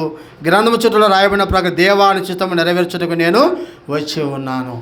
ప్రభువే నిత్య బలిని జ్ఞాపకం చేస్తుంది ఈ బలులన్నీ కూడా. కాబట్టి పిల్లారా, అందుకే ప్రభువు సర్వ మానవుల కొరకు, పాప పరిహారము కొరకు ఆయన నీ కొరకు నా కొరకై ఆయన బలిగావించబడ్డాడు. నీ శిక్ష నా శిక్ష తొలగించబడింది. అందుకే ఇదిగో నేను నూతన క్రియ చేయుచున్నాను. ప్రభువు చేయుచున్న నూతన క్రియ చూడండి పిల్లారా, అది యూదులనైనను అన్యజనులనైనను ఎవరైతే తనను అంగీకరిస్తున్నారో వారందరిలో కూడా ఈ నూతన క్రియ. చూడండి, అపొస్తలుల కార్యములు 10వ అధ్యాయం 14వ వచనం. అపొస్తలుల కార్యములు 10వ అధ్యాయం 14వ వచనం. అయితే పేతురు, వద్దు ప్రభువా, నిషిద్ధమైనది అపవిత్రమైనది ఏదైనా నేను తినలేదని చెప్పగా, ఇక్కడ పేతురు యూదుడు. అయితే ఈ యూదుడైన పేతురు ఏమని చెప్తున్నాను, నిషిద్ధమైనది నాకు వద్దు అంటే ఎవరు నిషిద్ధమైన వారు? అన్యజనులు. అన్యజనులతో నేను సహవాసము చేయను, నేను వారి ఇంటికి వెళ్ళను, నేను వారితో మరి ఎటువంటి సంబంధం కలిగి ఉండనని పేతురు యొక్క ఆలోచన. యూదులైన వారు ఇటువంటి ఆలోచన కలిగి ఉన్నారు. అన్యజనులను ఎంతమాత్రం వారు అంగీకరించేటువంటి వారు కాదు. అందుకే మరి పాపివేనని మాకు బోధించుచున్నావు అన్నాడు. పుట్టి గుడ్డివాడు స్వస్థత పొందినప్పుడు మరి ఈ యొక్క పరిశీలన శాస్త్రం చెప్పిన మాట చూస్తాం. కాబట్టి పిల్లారా, అయితే మరి ఈ యొక్క యూదులైన వారు కూడా పేతురు రక్షణ పొందిన తర్వాత, శిలువ కార్యం జరిగించబడిన తర్వాత ఇక పేతురు రక్షణ పొంది ఈ మాట ప్రభు ఇచ్చే దర్శనాన్ని పొంది చూడండి, అదే అపొస్తలుల కార్యములు 10వ అధ్యాయం 28వ వచనం. అపొస్తలుల కార్యములు 10:28. అప్పుడు అతడు అన్యజనులతో సహవాసం చేయటనైనను అట్టి వానిని ముట్టుకొనటనైనను యూదునికి ధర్మము కాదని మీకు తెలియను. అయితే ఏ మనుషుడు నిషేధింపబడిన వాడైనను అపవిత్రుడైనను చెప్పకూడదని దేవుడు నాకు చూపించాడు. ఇది పేతురుకు దేవుడు చూపించిన దర్శనం ఇది. అన్ని జనులు ముట్టుకుంటూ కూడా మేము అపవిత్రమైపోతాం అనుకునే వారు ఉన్నారు. చూడండి, చాలామంది ఈనాడు లోకములో అలాంటి స్థితి కలిగి ఉన్నారు. అన్ని జనులు వాళ్ళు మా బజారు కూడా రాగొద్దు, వాళ్ళు ముట్టుకుంటే కూడా మాకు అపవిత్రత అనుకుంటున్నాడు మానవుడు. పేతురు కూడా ఆ స్థితి కలిగినప్పుడు పేతురు ఏ మనుషుడు కూడా నిషేధింపదగిన వాడు కాదు. దేవుడు ఒక్కడే గనక యేసుక్రీస్తు అందరికి ప్రభు అన్న మాట ఈ అధ్యాయంలో చెప్పబడింది. కాబట్టి అన్ని జనులను నిషేధింపదగిన వారికి దేవుడు అన్ని జనులు దేవుడు సృజించినాడు. వారి పక్కకు పుట్టాలి, ఎక్కడి నుంచి వచ్చినారా? అందరూ ఆదాము నుండి వచ్చిన వారే. తర్వాత ఆదాము తర్వాత నోవాకు 3 కుమారులు. జలప్రలయం తర్వాత మరి చాలామంది చనిపోయినారు. అయితే నోవాకు 3 కుమారులు, షేము, హాము, యాపేతు. ఈ 3 సంతానములో షేము సంతానము యూదులు. షేము సంతానం యూదులు, అబ్రహాము అంత. అందుకే షేము దేవుడిని యెహోవాను స్తుతించును గాక అన్నాడు. ఈ షేము సంతానం నుండి వచ్చిన వారు యూదులు. హాము, యాపేతు ఉన్నారు. వారు అన్యజనులుగా, హాము మరి తప్పు చేయడం వలన శపించబడ్డాడు. కాబట్టి హాము సంతానం నుండి వచ్చిన వారు ఉన్నారు యూదులు, యాపేతు. కాబట్టి పిల్లారా, అందరము అబ్రహాము సంతానం వచ్చిన వారమే. అబ్రహాము ఎక్కడి నుంచి వచ్చినాడు? షేతు వంశావళికి వస్తే అబ్రహాము షేతు సంతానం. ఇప్పుడు అబ్రహాములో కూడా మళ్ళీ కుమారులు వచ్చినారు. మళ్ళా ఎవరు? ఇస్సాకు యూదుల సంతానం, ఇస్మాయిలు మమదీల సంతానం. తర్వాత అబ్రహాము కేతురాని వివాహం చేసుకున్నాడు. ఆమెకు మిథానీయులు అందుకు కొంతమంది గోత్రికులు పుట్టినారు, 3వ. కాబట్టి ప్రపంచంలో ఉన్న వారందరూ కూడా అబ్రహాము సంతానమే మళ్ళీ వచ్చే లోపల. కాబట్టి అన్యజనులైనను దేవుని ఎరగాలి. అందుకే దేవుడు మనం చదువుకున్న మన ప్రకారం అపొస్తలుల కార్యం 10వ అధ్యాయము 28వ వచనములో, అప్పుడతడు అన్యజాతి వానితో సహవాసము చేయుటకైనను అట్టి వానిని ముట్టుకొనుటకైనను యూదునికి ధర్మం కాదని మీకు తెలియను. అయితే ఏ మనుషుడు నిషేధింపబడిన వాడైనను అపవిత్రుడైనను చెప్పకూడదని దేవుడు చెప్పినాడు, తెలపరిచినాడు. కాబట్టి ఎవరిని తృణీకరించవద్దు. దేవుడు అందరికీ ప్రభువు. ఈనాడు సంఘములో ప్రతి వారు ఉన్నారు, అన్ని జనులు ఉన్నారు, మరి నిజముగా రక్షణ పొందిన బట్టి యూదులైన వారు ఉన్నారు, తర్వాత క్రైస్తవులు ఉంటున్నారు. అందుకే సంఘము. కాబట్టి యూదుల సంఘం అంటే యూదులైన వారు అంటున్నారు. యూదులం అంటే మేము ఒక్కలమేగా పక్కన. అందుకే సమరేశ్రీతో మాట్లాడడం కానీ, ఆమె నీళ్లు తాగడం కానీ వీళ్ళకు ఇష్టం లేదు శిష్యులకు. అందుకే ప్రభువు అది తెలుసుకోవాలని శిష్యులను సమరయ గ్రామానికి తీసుకెళ్ళినాడు. అందుకే సమరయ గ్రామమున వెళ్ళవలసి వచ్చాను అంటే దేవుడు ప్రేమాస్వరూపి.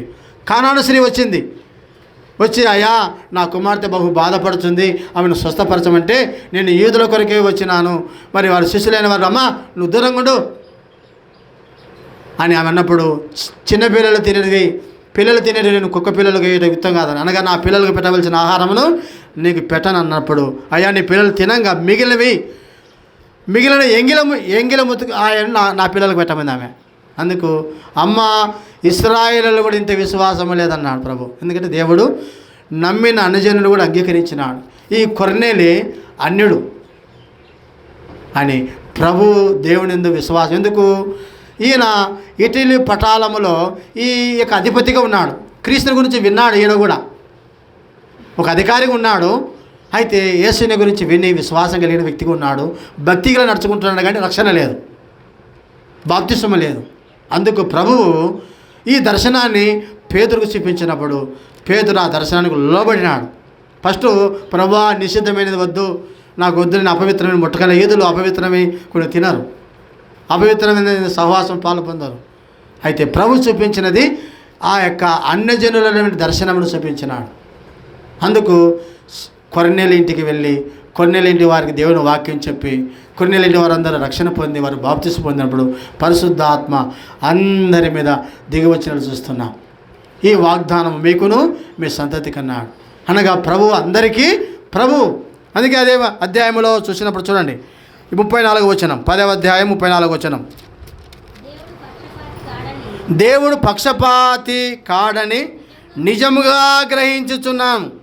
ప్రతి జనములోనూ ఆయనకు భయపడి నీతిగా నడుచుకున్న వారిని ఆయన అంగీకరించును. చూస్తున్నాం, నీతిగా నడుచుకున్న వారిని అంగీకరిస్తున్నాం. ఈనాడు నీతి ఎవరంట? యేసుక్రీస్తునందు విశ్వాసం ఉంచిన వారు నీతిమంతులుగా తీర్చబడుతున్నారు. విశ్వాసము ఉంచితే యేసుక్రీస్తునందు నువ్వు నీతిమంతులుగా తీర్చబడతావు. అబ్రహాము దేవుని నమ్మాను కనుక అతడు నీతిమంతుడుగా తీర్చబడి. అబ్రహాము కూడా చేదు సంతానం అయినప్పుడు కూడా ఏసినాడు అన్ని జనుల వలె విగ్రహారం కలిగి ఉన్నారు. వాళ్ళ తండ్రులు విగ్రహార్థికులు ఉన్నారు. యోర్దాను నది అవతల ఉన్నారు. దేవుని ఎరగని వాడిగా ఉన్నాడు. అందుకే దేవుడు మహిమగల దేవుడు ప్రత్యక్షమయ్యి అబ్రహామా అని పిలిచి ఆ మెసొపొతామియాలను ఊరనే కల్దీన పట్టణంలో నుండి బేలపులకు రప్పించినాడు దేవుడు. అప్పుడు అబ్రహాము దేవుని సేవించిన వ్యక్తిగా ఉన్నాడు. కాబట్టి మన జీవితంలో కూడా ఇటు రక్షణ అనుభవంలోనికి మనము రావాలా. ఎండిన జీవితము అరణ్య జీవితమును మార్పు పొందాలని ప్రభు కోరుచున్నాడు. అందుకే ఇదిగో నేను నూతన క్రియ చేయుచున్నాను. కాబట్టి అన్యజనులైన యూదులైన నమ్మువారందరూ కూడా చూడండి, గలతీ పత్రికలో చూడ మాట కూడా చూద్దాం. గలతీ పత్రిక 3వ అధ్యాయము.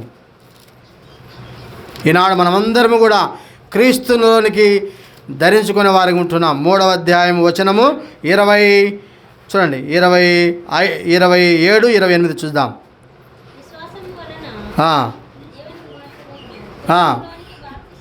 26 నుండి చదువుకుందాం. యేసుక్రీస్తునందు మీరందరూ విశ్వాసం వలన దేవుని కుమారులై ఉన్నారు. క్రీస్తులోనికి బాప్తిసం పొందిన మీరందరూ క్రీస్తును ధరించుకొని ఉన్నారు. ఇందులో యూదుడని గ్రీసు దేశస్థుడని లేదు, దాసుడని స్వతంత్రుడని లేదు, పురుషుడని స్త్రీ అని లేదు. యేసుక్రీస్తునందు మీరందరూ ఏకముగా ఉన్నారు. మీరు క్రీస్తు సంబంధులైతే ఆ పక్షమందు అబ్రహాము యొక్క సంతానమై ఉండి వాగ్దాన ప్రకారం వారసులై ఉన్నారు. ఈనాడు యూదుడైన గ్రీసు దేశస్థుడైన విశ్వాసం ఉంచడం ద్వారా అబ్రహాము సంతతిగా చేయబడుతున్నాం. కాబట్టి అబ్రహాము దేవుని నమ్మినాడు, దేవుని రాజ్యమునకు వారసుడిగా ఉన్నాడు, వాగ్దాన దేశమునకు వారసుడిగా ఉన్నాడు. ఈనాడు నువ్వు నేను నమ్మడం ద్వారా అబ్రహాము సంతతి చేయబడుతున్నాం. అందుకే ప్రభు చెప్పిన మాట దేవుని వాక్యములు చూస్తే నలుమూలల నుండి అబ్రహాముతో కూడా కూర్చుందరన్న మాట రాయబడింది. మత్తయి సువార్త చూడండి. మత్తయి సువార్తలో ప్రభు తూర్పు దిక్కు నుండి, మరి జమ్మగా ఉత్తర దిక్కు నుండి, దక్షిణము నుండి ప్రజలందరూ కూడా రక్షణ పొంది ఒక దినమున అబ్రహాముతో పాటు కూర్చుందరన్న మాట మనం చూద్దాం దేవుని వాక్యంలో. సో నలుమూల నుండి ఒక దినమున సమకూర్చబడతాడని ప్రభు సెలవిస్తున్నాడు. అనగా దేవుడు రాబోయే దినములలో ఆయన తన యొక్క కార్యమును చేయబోతున్నాడు. నలుదిక్కుల నుండి మరి అనేకులు సమకూర్చబడిన విషయాన్ని జ్ఞాపకం చేస్తున్నాడు దేవుని యొక్క వాక్యములో. చూద్దాం లూకాసు వార్త చూడండి. మరి నిజముగా దేవుడు రాబోయే దినములలో ఈ కార్యమును నేను చేయుచున్నాను ప్రభు సెలవిచ్చిన మాట. కాబట్టి అందరూ అంతటను రక్షణ పొంది మరొక దినమున లూకాసు వార్త 13వ అధ్యాయం, లూకాసు వార్త 13వ అధ్యాయము 28, 29 వచనం అందరూ చదువుకుందాం. అబ్రహాము, ఇస్సాకు, యాకోబులను సకల ప్రవక్తలు దేవుని రాజ్యంలో ఉండుటయు మీరు వెలపలకు త్రోయబడి మీరు చూచినప్పుడు మీరు ఏడుచుచు పండ్లు కోరుకుదురు. మరియు జనులు తూర్పు నుండి, పడమటి నుండి, ఉత్తరము నుండి, దక్షిణము నుండి వచ్చి దేవుని రాజ్యం అందు కూర్చుందరు. కాబట్టి అందరూ తూర్పు, పడమట, ఉత్తరము, దక్షిణం ఉండి దేవుని రాజ్యములో అబ్రహాము, ఇస్సాకు, యాకోబులు ఏ రీతిగా వారు కూర్చున్నారో వారితో పాటు మీరు కూర్చుంటారు. అందుకే నేను అబ్రహాము దేవుడను, ఇస్సాకు దేవుడను, యాకోబు దేవుడను, మీ దేవుడని ప్రభు సెలవిచ్చుచున్నాడు. ఈనాడు ఆయన మన దేవుడు. తండ్రిని ఎవరు అంగీకరించుచున్నారు? యోహాను సువార్త 1:12 ప్రకారము తను ఎందరు అంగీకరించిన వారందరూ కూడా దేవుని పిల్లలకు దేవుడు అధికారమునిచ్చినాడు. ఈనాడు దేవుని సంతానమని మనము చెప్పబడుతుంది. కాబట్టి ఈనాడు మన జీవితము అరణ్య జీవితమును, ఎడారి జీవితమును ప్రభు తన యొక్క శిలువ బలియాగము ద్వారా ఆయన మన కఠిన హృదయాలను మార్చినాడు. అన్యజనుడైన మరి కొర్నేలి ప్రభును ఎరిగి ప్రభును సేవించినాడు. మరి నిజముగా ప్రభు దగ్గరికి నడిపించబడ్డాడు. అంతేగాక చూసినట్లే అపొస్తల కార్యములు 8వ అధ్యాయము 5వ వచనం కూడా చూస్తే ఒక మాట చూద్దాం. అపొస్తల కార్యం ముగిస్తాను. 8వ అధ్యాయము 5వ వచనం. అపొస్తల కార్యములు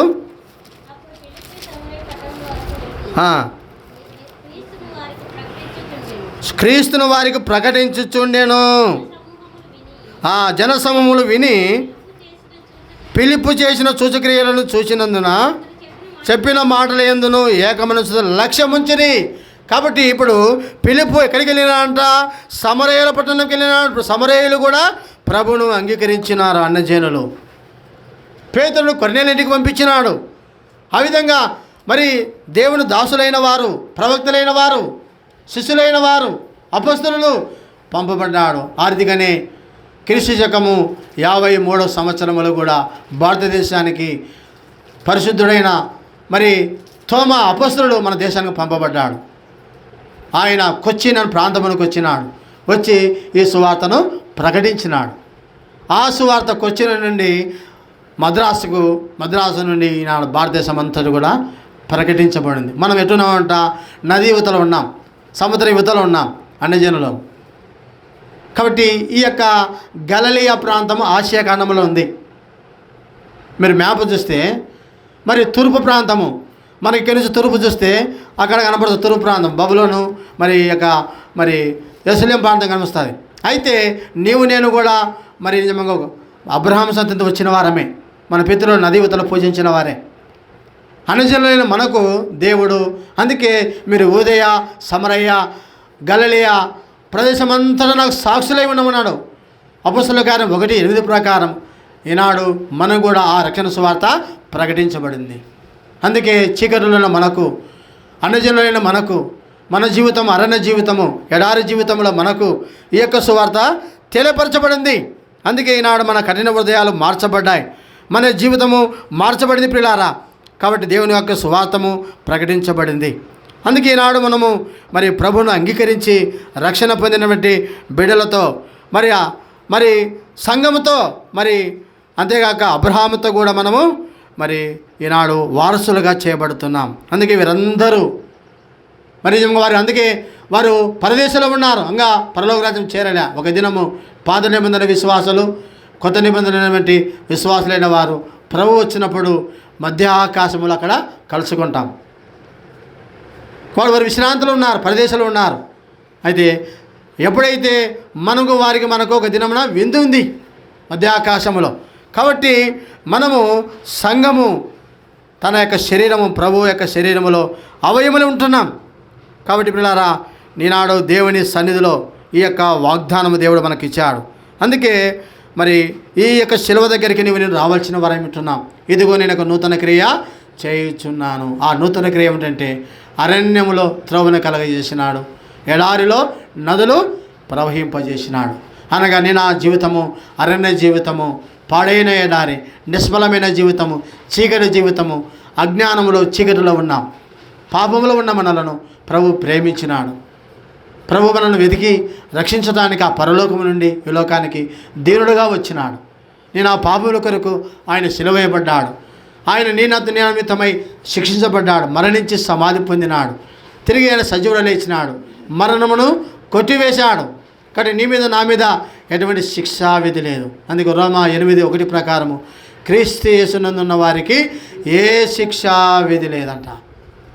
ధర్మశాస్త్రముని శిక్ష నుండి తొలగింపజేసినాడు, మరణము నుండి ఆయన తొలగింపజేసినాడు. అందుకే మరి పునరుత్థానము జీవము నేనే, నా యందు విశ్వసించేవాడు మరి ఎన్నటికీ సావడు. కాబట్టి దేవుడు నిత్య జీవమును మనకిచ్చాడు. పాపముల జీతం మరణము. ఆ పిల్లలు రక్తమాంసము అయినందున మరణము గలవాన్ని నశింపజేసి మరణము నుండి మనల్ని విడిపించినాడు. మరణ దాస్యత్వము, పాపముల జీతం మరణము, ఆ మరణము తప్పించినాడు. అందుకే మరణము తప్పించిన ప్రభువైన యెహోవా వశము, నీతి మరణమును తప్పించినది. కాబట్టి ప్రభు అయిన యేసుక్రీస్తు వారు నన్ను ప్రేమించి ఆయన శిలువలో నీ కొరకు నా కొరకే బలియాగమడం ద్వారా పాపం మరణము నుండి మనం విడిపించబడ్డాము. అందుకే చేసినట్ట చివరిగా మాడచ్చు నేను ముగిస్తాను. కొలసి పత్రికలు చూడండి, 2వ అధ్యాయం. కొలసి పత్రిక 2వ అధ్యాయము మరి 15వ వచనం. మరియు అపరాధముల వలనను శరీరమందు సున్నతి పొందక యునుట వలనను మీరు మృతులై ఉండగా దేవుడు వ్రాతపూలకమైన ఆజ్ఞల వలన మన మీద రుణముగాను మనకు విరోధముగాను ఉండిన పత్రమును మేకులతో శిలవకు కొట్టి దాని మీద చేవరాతను తుడిచివేసి మనకు అడ్డము లేకుండా దానిని ఎత్తివేసి మన అపరాధములను క్షమించి ఆయనతో కూడా మిమ్మల్ని జీవింపజేసాను. ఆయన ప్రధానులను అధికారులను నిరాయుధులుగా చేసి శిలువ చేత జయోత్సవముతో వారిని పట్టి తెచ్చి బాహటముగా వేడుక కనపరిచాను. ప్రభు శిలువలో చేసినటువంటి ఈ కార్యము నీకు నాకు నీ మీద నా మీద రుణము ఉంది. అందుకే మనం చదువుకునే యెషయా గ్రంథములో ఆ మాట 40వ అధ్యాయం చూడండి. మన అంశభాగం మొదట మనము ఏ వాక్యమును ధ్యానించుకున్నామో యెషయా గ్రంథం 40వ అధ్యాయము మొదటి 2 వచనములు. మీ దేవుడు సెలవిచ్చిన మాట ఏదనగా, నా జనులను ఓదార్చుడి, యెరూషలేముతో ప్రేమగా మాట్లాడుడి. ఆమె యుద్ధకాలము సమాప్తమాయను, ఆమె దోష రుణము తీర్చబడెను. యెహోవా చేతి వలన ఆమె తన సమస్త పాపముల నిమిత్తము రణంతలు పొందిన సమాచారం ఆమెకు ప్రకటించుడి. కాబట్టి దేవుడు తన ప్రజల విషయమై, కాబట్టి ఇక్కడ ఆమె అన్న మాట మనం చూసినప్పుడు సంఘం యెరూషలేము ప్రజలతో పోల్చబడిన మాట. సీయోను కుమారి లేక యెరూషలేము కుమార్తె. పాత నిబంధన భక్తులందరూ కూడా మరి ఆదికాండం మొదలుకొని మరి మలాకి వరకు ధర్మశాస్త్రం అనే శిక్షలు ఉన్నారు. అయితే ప్రభు ఈ యొక్క దోష శిక్షను, ఈ మరణ శిక్షము ముగించబడింది. కాబట్టి ప్రభు తన జనులను ఓదార్చుచున్నాడు. ఆమె శిక్షను ప్రభు శిలువలో యేసు ప్రభు వారు ఎప్పుడైతే చనిపోయినాడో, ఆయన మన పాపల కొరకే శిలువేయబడ్డాడో, అప్పటికి ధర్మశాస్త్రం శిక్ష కొట్టివేయబడింది. అందుకే ఇప్పుడు ఎవడైనా వాడు క్రీస్తునందు నూతన సృష్టి. అందుకే యేసు ప్రభు కూడా ధర్మశాస్త్రాన్ని పాటించినాడు. ఎందుకంటే ధర్మశాస్త్ర ప్రకారము 8వ దినం ఆయన సున్నతి చేశారు. ధర్మశాస్త్ర ప్రకారము ఆయన ధర్మశాస్త్రం ప్రకారం నడుచుకున్నాడు. 30 సంవత్సరాల వరకు తల్లిదండ్రులకు విధేయులై ఉండి పరిచర్య చేసినాడు. తల్లిదండ్రులకు ప్రతి యూదుడు కూడా ఏంటంట, తల్లిదండ్రులను విధేయత కలిగి లోబడి ఉండాలి. ధర్మశాస్త్రాన్ని పఠించినాడు, వాక్యముల లేఖనాలను పరిశోధించినాడు. కాబట్టి ఆయన అన్నీ కూడా వాక్యానుసారంగా నడుచుకున్నాడు. అయితే 30 సంవత్సరాల తర్వాత ఆయన సేవను ఆరంభించినాడు. ఇది పరలోక యొక్క తండ్రి పని నెరవేర్చినాడు. కాబట్టి పిల్లారా, అందుకే ధర్మశాస్త్ర ప్రకారము ఆయన చేస్తూ వస్తున్నాడు. అయితే వీరు ధర్మశాస్త్రము మరి పాటించలేదు అనుకుంటున్నారు. నేను కనికరమును కోరుచున్నాను, బలిని కోరడం లేదు. ఆయన దయను జాలిని చూపిస్తున్నాడు. కాబట్టి పిల్లారా, ఇవన్నీ కూడా అందుకే ఆయన నెరవేర్చినాడు. ధర్మశాస్త్రం ఏదైతే చేయజాలకపోయానో ఆయన శిలువలో చేసి సర్వ మానవుల కొరకు, పాప పరిహారం కొరకు శిలువేయబడి మరణించి సమాధి పొంది తిరిగి ఆయన సజీవుడై లేచినాడు. ఆయన తిరిగి లేచిన తర్వాత ప్రథమ పునరుత్థాన పండగ. అందుకే ఇశ్రాయేలు ప్రజలు మూడో పండగ ఇది. మూడో పండగ ఏమిటంటే ప్రథమ ఫలవ పండగ. మొదటి పండగ వారు చేసే మొదటి పండగ ఏమిటంట, మరి మొదటి పండగ ఏమి జ్ఞాపకం చేస్తుందంటే పస్కా పండగ. యేసుప్రభు వారు శిలువలో ఆ యొక్క పస్కా పండుగ సాదృశ్యం. అనగా ఇశ్రాయేలు ప్రజలు ఐగుప్తుల నుండి విమోచించబడినప్పుడు వారు గొర్రెపిల్లను వధించి ఆ రక్తం ద్వారా విమోచించబడింది. ఇది పస్కా పండుగ, క్రీస్తు యొక్క శిలువ మరణముకు సాదృశ్యము. రెండవ పండగ మనకు ఏ జ్ఞాపకం చేసుకుందంటే, మరి నిజముగా ప్రభు నీ కొరకై నా కొరకై ఆయన మరణించి తిరిగి లేచినటువంటి యొక్క జీవితమును మరి నిజముగా ఈ యొక్క ప్రథమ ఫల పండగ చూపిస్తుంది. అందుకే ఇది పునరుత్థానం పండగ.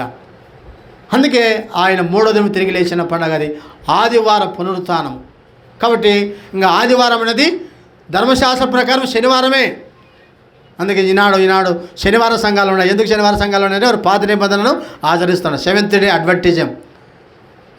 వారు ధర్మశాస్త్రంలో శనివారమే గుర్తుపెట్టుకోవాలా. అందుకే బైబిల్లో శనివారం అంటే మంచిదే. బైబిల్లో శనివారం ఏంది, ధర్మశాస్త్రం యుగము ప్రకారం శనివారమే ఆరాధన. కానీ మనం ధర్మశాస్త్రం నుండి విమోచించబడి ఇప్పుడు ఎక్కడికి కొన్నాం, దేవునికి దాసనం, క్రీస్తుకు దాసనమైన ప్రభు మన పాపల కొరకు చనిపోయి తిరిగి లేచినారు. ఇది పునరుత్థాన పండగ, ప్రథమ ఫల పండగ. అందుకే లేచిన వాటిలో మొదటి, అందుకే ఆదివారం మొదట ఉంటుంది, మొదటి దినం ప్రథమ ఫల పండగ. ఏం చెప్పబడుతుంది చూడండి, 1 కొరింథీ పత్రిక 15వ అధ్యాయము. కాబట్టి ఇవన్నీ మనం జ్ఞాపకం చేసుకున్నప్పుడు ఆదివారము మరి ప్రభు యొక్క పునరుత్థానమును, ఇది ప్రథమ ఫల పండుగ సాదృశ్యంగా ఉంది. చూడండి 1 కొరింథీ 15వ అధ్యాయము 13వ వచనం 20వ వచనం. ఎప్పుడైతే నిద్రించిన వారు ప్రథమ ఫలముగా క్రీస్తు మృతులలో నుండి లేపబడి ఉన్నాడు. ప్రథమ ఫలము క్రీస్తు, ఆయన మన కొరకు చనిపోయి తిరిగి లేచినాడు. ఇది దేవునికి అర్పించే ప్రథమ ఫలం. ఇశ్రాయేలు ప్రజలు మొదటి పంట ప్రథమ ఫలము దేవునికి నైవేద్యంగా తీసుకొచ్చేవారు. అందుకే మరి ఆదాముకి 2 కుమారులు. వారిలో కయ్యను మరి ఏషవంట భూమిని సేదపరిచిన వాడు. పంట తెచ్చినాడు, మొదటి పంట తాలే. మరి హేబేలు గొర్రెల కాపరి, దేవునికి శ్రేష్టమైన కొవ్విని తీసుకొచ్చినాడు, మంచివి తెచ్చినాడు. ఎవరి అర్పణ అంగీకరించబడింది? హేబేలు అర్పణ అంగీకరించినాడు, కయ్యను అర్పణ. కానీ ప్రథమ ఫల పండుగ ఏం చూపిస్తుందంటే మొదటి భాగము ప్రథమమును దేవునికి అర్పించాలి. అప్పుడు దేవుడు దాన్ని స్వీకరిస్తాడు. నోవహు కూడా ఓడల నుండి వచ్చాను మొదట చేసిన పని ఇదే. దేవుడు తన కుటుంబాన్ని కాపాడినప్పుడు ఓడల నుండి బయటకు వచ్చానే మొదట దేవుని ఆరాధించినాడు, దేవునికి అర్పించినాడు, శ్రేష్టమైనవి అర్పించి. కాబట్టి మనము కూడా మొదటి దినము ప్రభుకి ఇవ్వాలి. అందుకే క్యాలెండర్లో శనివారం మొదటి ఉంటుందా, ఆదివారం మొదటి ఉంటుందమ్మా? ఆదివారం. అది మొదటి దినం, ప్రథమ ఫల పండగ. అనగా క్రీస్తు మన పాపముల కొరకే చనిపోయి తిరిగి లేచిన దినము, అది పునరుత్థాన దినము. కాబట్టి ఇశ్రాయేల్ ప్రజలు ప్రథమ పండగ 10వ పండుగలు ఏమి తీసుకొస్తారు? వాళ్ళు నైవేద్యం తీసుకొస్తారు. ఇశ్రాయేల్ ప్రజలు పంటలో ఏది పండినా అది నైవేద్యముగా. కాబట్టి ఈ సబ్జెక్ట్ వేరుగా చెప్తున్నా. ప్రథమ ఫల పండుగ అంటే ప్రభు మన పాపముల కొరకే చనిపోయి తిరిగి లేచిన బట్టి దినము.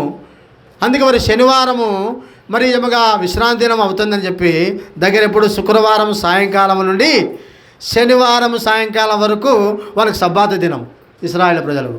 అందుకే వారు అపవిత్ర కాకుండా శుక్రవారం సాయంకాలం 3 కాకముందే 3 ఆయన యేసుప్రభు శిలువను దించి ఆయన దేహాన్ని సమాధిలో పెట్టినారు. ఇంకా 3 తర్వాత వాళ్ళకు సాయంకాలము ఇశ్రాయేల్ వాళ్ళకు ఈరోజు సాయంకాలం నుండి రేపు సాయంకాలం ఒక దినం. మనకు ఇప్పుడు సూర్యమాసములు కాబట్టి ఈ ఉదయకాలం వరకు రేపు ఉదయకాలం మనకు ఒక దినము. కానీ ఈదులకు ఇశ్రాయేలులకు చంద్రమాసములు. చంద్రమాసములు అంటే వారు చంద్రుని యొక్క ఆకారాన్ని బట్టి వారు దినాలు లెక్కించబడ్డారు. మనవి సూర్యమాసములు, మన క్యాలెండర్. అందుకే మన నెలలు వేరు, ఈదుల నెలలు వేరు. ఈదుల నెలలు 12 నెలలు ఉన్నాయి, మాసాలు ఉన్నాయి, వారి దినములు వేరు ఉన్నాయి. అందుకే బైబిల్ కూడా అస్తమయము ఉదయం గలగా ఒక దినమైందన్నాడు ఆది కాండంలో. కానీ మనకు ఉదయము అస్తమయం కావాలా. కాబట్టి దేవునికి అందుకే దేవుడు ఆ క్యాలెండర్లో చూడండి అంటే ప్రథమం ప్రభు మన పాపముల కొరకే చనిపోయి తిరిగి లేచినాడు. అది పునరుత్థాన దినము, అది ప్రభు దినము. ప్రభు దినమును ప్రభుని ఆరాధించాలి. కాబట్టి అందుకే ఆదివారంలో బల్ల విరచడాన్ని అపోస్తల కార్యం చూస్తున్నాం. కాబట్టి ఇప్పుడు ఆ ప్రభువును సేవించే ప్రథమ ఫలము మొదటి దినాన్ని ప్రభుకిచ్చి కనపరిచే వారికి ఉండాలి. మన భాగము, మన కష్టాజీతంలో మొదటి భాగం. ఉద్యోగం వచ్చిందనుకోండి, ఉద్యోగంలో దేవుని జీతంలో మొదటి భాగం తీయాలి దేవునికి. దాన్ని పాత నిబంధన ప్రకారం 10% చెప్పబడింది. అయితే కొత్త నిబంధనలో నువ్వు ఎంత ఇచ్చినా కూడా దేవునికి మనం ఎంత ఇచ్చినా కూడా మరి ధన్యులమే. ఇంతనే లేదు కొత్త నిబంధనలో, గుర్తుపెట్టుకోవాలా. 10% ఇవ్వచ్చు, 20% ఇవ్వచ్చు. మరి నిజంగా మరి 100% కూడా ఇచ్చిన వాళ్ళు ఉన్నారు. కోల్గేట్ కంపెనీ 90% ఇచ్చినాడు దేవునికి. కాబట్టి కొన్నిసార్లు మనం గీత గీసుకుంటాం. ఉత్సాహంగా అధికంగా ఇచ్చేవానికి అధికమైన దీవెనలు ఉంది. కొత్త నిబంధనలో ఒక వ్యక్తి ఏమన్నాడు గుర్తుపెట్టుకున్నారా? మరి ఆ యొక్క ఎరుక వాడినటువంటి జక్కయ్య ప్రభుని అంగీకరించి ప్రభు నా ఆస్తిలో సగ భాగమును బీదలకి. అదేమన్నా 10%? గుర్తుపెట్టుకోవాలా. 10% కాదు, ఆస్తిలో సగ భాగం అన్నాడు. మన పాత నిబంధన ప్రకారం ఎవరి యుద్ధం నేను అన్యాయంగా తీసుకున్నానో 1కి 4 అంతలు ఇవ్వాలి. అది పాత నిబంధన ధర్మశాస్త్రం. 4 అంతలు అన్యాయంగా వడ్డీకి తీసుకుంటే మనకి తిరిగి 4 అంతలు. మన దగ్గర 40,000 తీసుకున్నాను అనుకోండి, మనకి 4 అంతలు ఇస్తాం మళ్ళా. అది పాత నిబంధన ప్రకారం. అయితే దేవునికి సంపూర్ణంగా అందుకే నా ఆస్తిలో ఏమన్నాడు మొదటి కొరింథీ పత్రికలో చూడండి. మొదటి కొరింథీ పత్రిక 13వ అధ్యాయంలో ఇక్కడ ఏమన్నాడు చూడండి. మొదటి వచనం, మొదటి కొరింథీ 13వ అధ్యాయము. మనసుల భాషలతోనూ దేవదూతల భాషలతోనూ నేను మాట్లాడినను, ప్రేమ లేని వాడైతే మ్రోగేడు కంచును గణములాడు తాళమునై ఉందను. ప్రవచించు కృపావరము కలిగి మర్మములన్నీ జ్ఞానమంతా ఎరిగిన వాడైనను, కొండలు పెకిలించు పరిపూర్ణ విశ్వాసం గలవాడనని ప్రేమ లేని వాడైతే నేను వెతుడను. బీదల పోషణ కొరకు నా ఆస్తంతా ఇచ్చినను అన్నాడు. బీదల పోషణ కొరకు నా ఆస్తి అంతా ఇచ్చినను అనగా బీదల పోషణ కొరకు నీ ఆస్తి అంతా ఇచ్చినను. కాబట్టి దీని ఇంతనే లేదు దేవుని వాక్యం చెప్తున్నా. కొత్త నిబంధన ప్రకారం ప్రభువు ప్రేమించిన కొలది ఎవరు ఎక్కువగా ప్రేమించిస్తారో వారికి అధిక దీవెనలు ఉన్నాయి అంతే. ఆమె విస్తారంగా పాపం చేసిందంట, విస్తారంగా కన్నీరు కాల్చింది దేశ దగ్గర. ఆ విస్తార పాపములు క్షమించబడ్డాయి. కొంచెంగా ప్రేమించేవారికి కొంచెం దీవులు ఉన్నాయి, అధికంగా ప్రేమించే వారికి అధిక దీవులు ఉన్నాయంట. కాబట్టి పిల్లారా, దేవుడు అధికముగా ప్రేమిస్తే నీకు అధికమైన ఆశీర్వాదం ఉంది. దేవుని ఎంతగా ప్రేమిస్తావో, దేవునికి ఎంతగా నీవు క్రయం చెల్లిస్తావో, ఎంతగా నీ హృదయంలో స్థానం ఇస్తావో. అందుకే ప్రభు చెప్పిన మాట 3: 30 ఆశీర్వాదము, 60 ఆశీర్వాదము, 100 ఆశీర్వాదము. విశ్వాసాలలో కూడా 3 రకాల గుంపులు ఉన్నారు. దేవునికి నువ్వు 30 ఇచ్చే 30 ఆశీర్వాదం ఉంటుంది, నువ్వు 60 ఇచ్చే 60 ఆశీర్వాదం ఉంటుంది, 100 ఇచ్చే 100 ఆశీర్వాదం ఉందంట. అనగా 100 దీవెన. నీ హృదయము అంటే నీ హృదయము దేవునికి సంపూర్ణంగా ఇవ్వాలని అర్థం. దీని అర్థం, నీ హృదయంలో కొంచెమే హృదయం ఇది అంత ఉంది అనుకోండి, దాంట్లో 30%, 70% ఖాళీ ఉంటే, దేవుని వాక్యం 70% ఖాళీ ఉంటే 30% వరకైనా దేవుని వాక్యం ఉంచుకుంటే, మూలకు చాలామంది దేవునికి ఇంట్లో ఒక మూల కడతారు. ఆ మూల ఉండు ప్రభా, ఇల్లంతా నాది, ఈ గది అంతా నాది, ఆస్తి నాది, అంతా నాది, నీకు మూల చాలు. ఆ మూలను ఉంటుండు, అంతా నేను అనుభవిస్తాను, నా పిల్లలు అనుభవిస్తాను. రెండవది, కొంచెంమంది ఇంకో గది కడతారు, ఆ గదిలో నీళ్ళు. అది కాదు, ఆయన సర్వములో అన్నిటిలో ఆయనకు మనం ఇవ్వాలంట, అన్నిటిలో ఆయనకు అధికారాన్ని ఒప్పుకోవాలంట. నా ఆస్తి అంతటిలో నేను ఆయనకు భాగం ఇచ్చుచున్నాను. నా హృదయము, ఆస్తి అంతే భౌతికమేదిగా ప్రియులారా, మన హృదయం నిండిన దాన్ని బట్టి దేవునికి మనం ఇచ్చేవారిగా ఉండాలి. మన హృదయమును ప్రభుకు పరిపూర్ణంగా అప్పగించుకోవాలా. ప్రభు అన్నదే, మీ హృదయము అరిమరక లేకుండా, మీ హృదయము సంకుచితమై ఉండకుండా, మీ హృదయము విశాలంగా ఉండాలంటున్నాడు దేవుడు. దేవుని వాక్యములో మన హృదయమును ప్రభుకి ఎంతగా చోటిస్తామో అంతగానే మనం వర్ధిల్లుతాం, అంతగా మనం ఆశ్రయించబడతాం. ఇస్సాకు విత్తనం వేశాడంట, అది 100 ఫలం వచ్చింది. వాక్యం అనే విత్తనము 100 ఫలము రావాలా. అందుకే యేసుప్రభువు ఉపమానం చెప్పినాడు, 30 60 100. ఇస్సాకు వలె దేవుని ఆజ్ఞలు ప్రేమించి, దేవుని ప్రేమించి ఉంటే 100 ఆశీర్వాదం పొందుతాం. అబ్రహామును బట్టి దేవుడు ఇస్సాకును దీవించినాడు, ఇస్సాకును బట్టి దేవుడు యాకోబును దీవించినాడు, యాకోబును బట్టి వారి పిల్లలందరూ ఇశ్రాయేలు వంశం వచ్చిందంట. వంశం ఒక దేశం అయిపోయింది, ఆ వంశము దేశం అయిపోయిందంట. ఈ శకునాలలో కూడా నీ ద్వారా నీ కుటుంబంలో వారి తరములందరూ కూడా అనేకులు ప్రభుని ప్రేమించి దేవుని మందిరంలో నింపబడాలా, దేవుని ఇంట్లో కనబడాలా, షియోనులో ఉండాలంట. అందుకు షియోనులో అనుభవంలోకి వచ్చినవాడు ఆ దేవుని గొర్రెపిల్లతో కూడా షియోను కొండ మీద ఉంటున్నాడు. 144,000 మందిలో ఉన్నాడంట. ఎవరంట? మరి ప్రకటన గ్రంథంలో 14వ అధ్యాయం చెప్పబడిన మాట, షియోనులోకి రావాలా, షియోను కొండ మీదకి రావాలా. ఆ ఆశీర్వాదంలో పొందినట్లు ప్రభు మనకు సహాయము చేయనుగాక. ప్రార్థన చేసుకుందాం. మన తిమోతి నుంచి ప్రార్థన చేస్తాడు.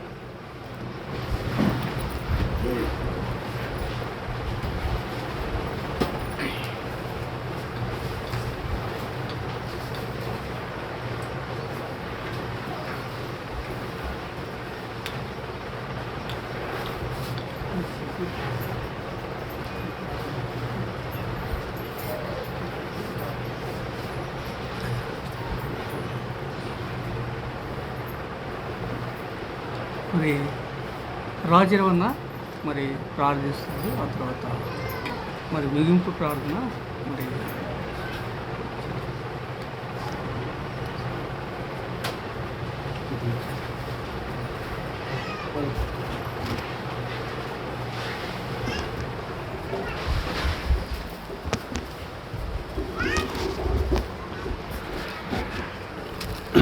మమ్మల్ని మిక్కిలిగా ప్రేమించిన మా గొప్ప ప్రియ పరలోకపు తండ్రి, మీ పాదంలో కొన్నాడు స్తోత్రాలు ప్రభా.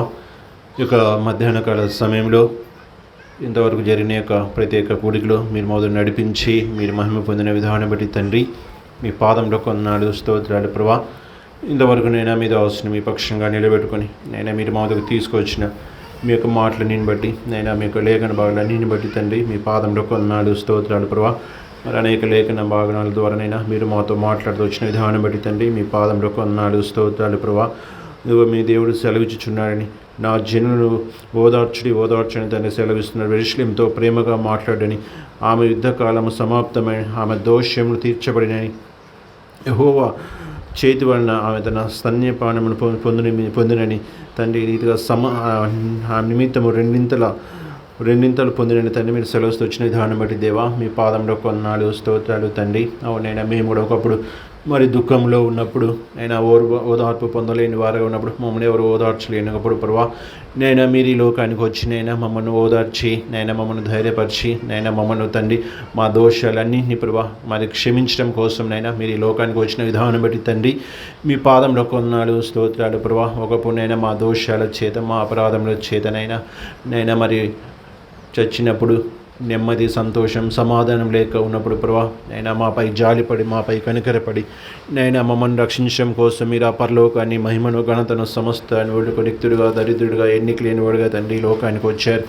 దేవా నైనా మా దోషాన్ని బట్టి మాకు రావాల్సిన శిక్షను తండ్రి శివులో మీరు పొందినారు నైనా మాకు బదులుగా తండ్రి నైనా మా ముఖాన పడవలసిన ఉమ్మిని మీ ముఖాన ఎంచుకున్నారు మా దీపు మీద పడవలసిన దెబ్బలు మీరు తిన్నారు ఈ రీతిగా నైనా మా దేహంతో చేసిన ప్రతి పాపాన్ని బట్టి నైనా మీ దేహం అంతా రక్తసిక్తంగా మార్చబడింది మాంసముగా మార్చబడ్డారు సొగుసు స్వరూపాన్ని కోల్పోయినారు దేవా మరి మీ దగ్గరకు వచ్చినప్పుడు నైనా మమ్మల్ని త్రోసివేయక నెట్టివేయక తండ్రి మీరు కార్చిన అమూల్యమైన రక్తం చేత పవిత్రమైన రక్తం చేత మా ప్రతి పాపాన్ని కడిగి శుద్ధి చేసి పవిత్రపరిచి ఉచితముగా నీతిమంతులుగా తీర్చి క్రీస్తులోనైనా మరి నూతన వ్యక్తులుగా మమ్మల్ని చేసినారు కాగా ఎవడైనా క్రీస్తునందున్న ఇలా వాడు నూతన సృష్టి ఇదిగో పాతవి గతించను సమస్తము మరి క్రొత్తవైన ఆయన తండ్రి సెలవిస్తున్నాడు అవునైనా మా పాత జీవితాన్ని మా ప్రాచీన స్వభావాన్ని తీసివేసి నవీన స్వభావాన్ని మీరు మాకు ధరింపచేసి క్రీస్తులో ఒక నూతన వ్యక్తిగా మమ్మల్ని చేసి యుగ యుగాలు దేవా మరి మీతో కూడా ఆనందించే గొప్ప ధన్యతను గొప్ప భాగ్యాన్ని ప్రభా మీరు మాకు అనుగ్రహించినారు తండ్రి ఈ లోకంలో మరి ఎవరు కూడా చూపించని ఇంత గొప్ప ప్రేమ జాలి కనికరమనైనా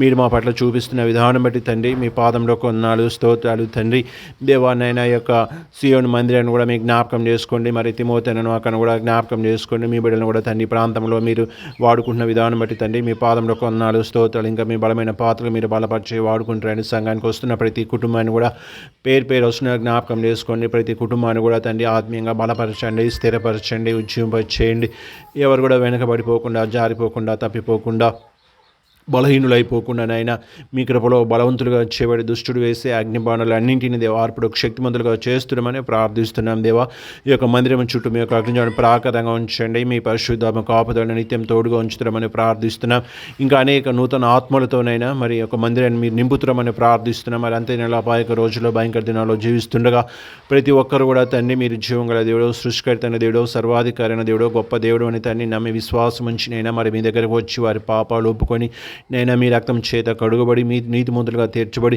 మరి పాపాత్మైన స్త్రీ ఏ రీతిగా క్షమించబడిందో ఆ రీతిగా ప్రతి ఒక్కరు కూడా క్షమించబడి నైనా మీ ద్వారా నీతిమంతులుగా తీర్చబడి మీ పరలోక రాజ్యానికి వారసులు కాగలటకు తండ్రి అనేకల హృదయాలు తెరవచ్చేయండి అనేకల మనోనేతలు ఒలింపచేయమని ప్రార్థిస్తున్నాం దేవా ఈ యొక్క సకినాల గ్రామాన్ని ప్రతి గృహాన్ని ప్రతి వ్యక్తిని అయినా మీరు దర్శిస్తున్నామని ప్రతి ఒక్కరిలో కూడా తండ్రి మీ లోతైన శిలోకారం జరిగించి మరి లోకం నుంచి వేరే రక్షణ పొంది మీ సంఘంలో చేర్చబడి నిత్యమునైనా మిమ్మల్ని సేవిస్తూ యుగ యుగాలు దేవా మరి మీతో కూడా ఆనందించే ధన్యతను పొందుకుంటకు తండ్రి అనేకులు మీరు ఆకర్షించుకొని రక్షించుకొని అనేకుల హృదయాలు మీ లోతైన శిలోకారం జరిగిస్తున్నామని ప్రార్థిస్తున్నాం తండ్రి సహాయం చేయండి నేను మీ బిడ్డ చేస్తున్న పరిచయం జ్ఞాపకం చేసుకుని నన్ను ప్రేమించిన కుమారుని జ్ఞాపకం చేసుకొని కదా కుమార్తె వివాహ విషయం కూడా మీరు సహాయం చేసినారు కుమార్తె నల్లుని కూడా జ్ఞాపకం చేసుకొని తండ్రి వారు చేస్తున్న పరిచయం జ్ఞాపకం చేసుకొని మీ బిడ్డలను కూడా తండ్రి మీరు వారు అక్కడ బలంగా మీరు వాడుకుంటారమని ప్రార్థిస్తున్నాం తండ్రి కుమారు కూడా తండ్రి మరి సేవకు సమర్పించుకున్న అశోక్ జ్ఞాపకం చేసుకోండి మీ బిడ్డను కూడా తండ్రి మీరు బలమైన పాత్రగా మీరు బలపరిచాకరగా వాడుకుంటామని ప్రార్థిస్తున్నాం దేవా సహాయం చేయండి చేరి వచ్చిన మీ పరివులందరినీ కూడా మా సహోదరులను ప్రతి ఒక్కరిని కూడా తండ్రి మీరు పేరు రోజున జ్ఞాపకం చేసుకొని దీవించి ఆశీర్వదించి వారి అక్కర్లు కోరతలు ఇరుకులు ఇబ్బందులు కూడా మీరు తీరుస్తున్నామని ప్రార్థిస్తున్నాం దేవా సహాయం చేయండి ఈ యొక్క మందిరం చుట్టూ మీ యొక్క అగ్నిజ్వాలను ప్రాకారంగా ఉంచి మీ పరిశుద్ధాత్మ కాపుదలను తోడుగా ఉంచమని ఇంతవరకు దేవా మీరు మొదలు నడిపించి మీరు మహిమ పొందిన విధానం బట్టి దేవా మీ పాదంలో కొన్నాడు స్తోత్రాలు చెల్లించుకుంటూ మా ప్రభువును మా రక్షకుడునైనా యేసు క్రీస్తు ప్రభువు అతి పరిశుద్ధమైన నామములో ప్రార్థించి స్తుతించి అడిగి వేడుకుంటున్నాము తండ్రి.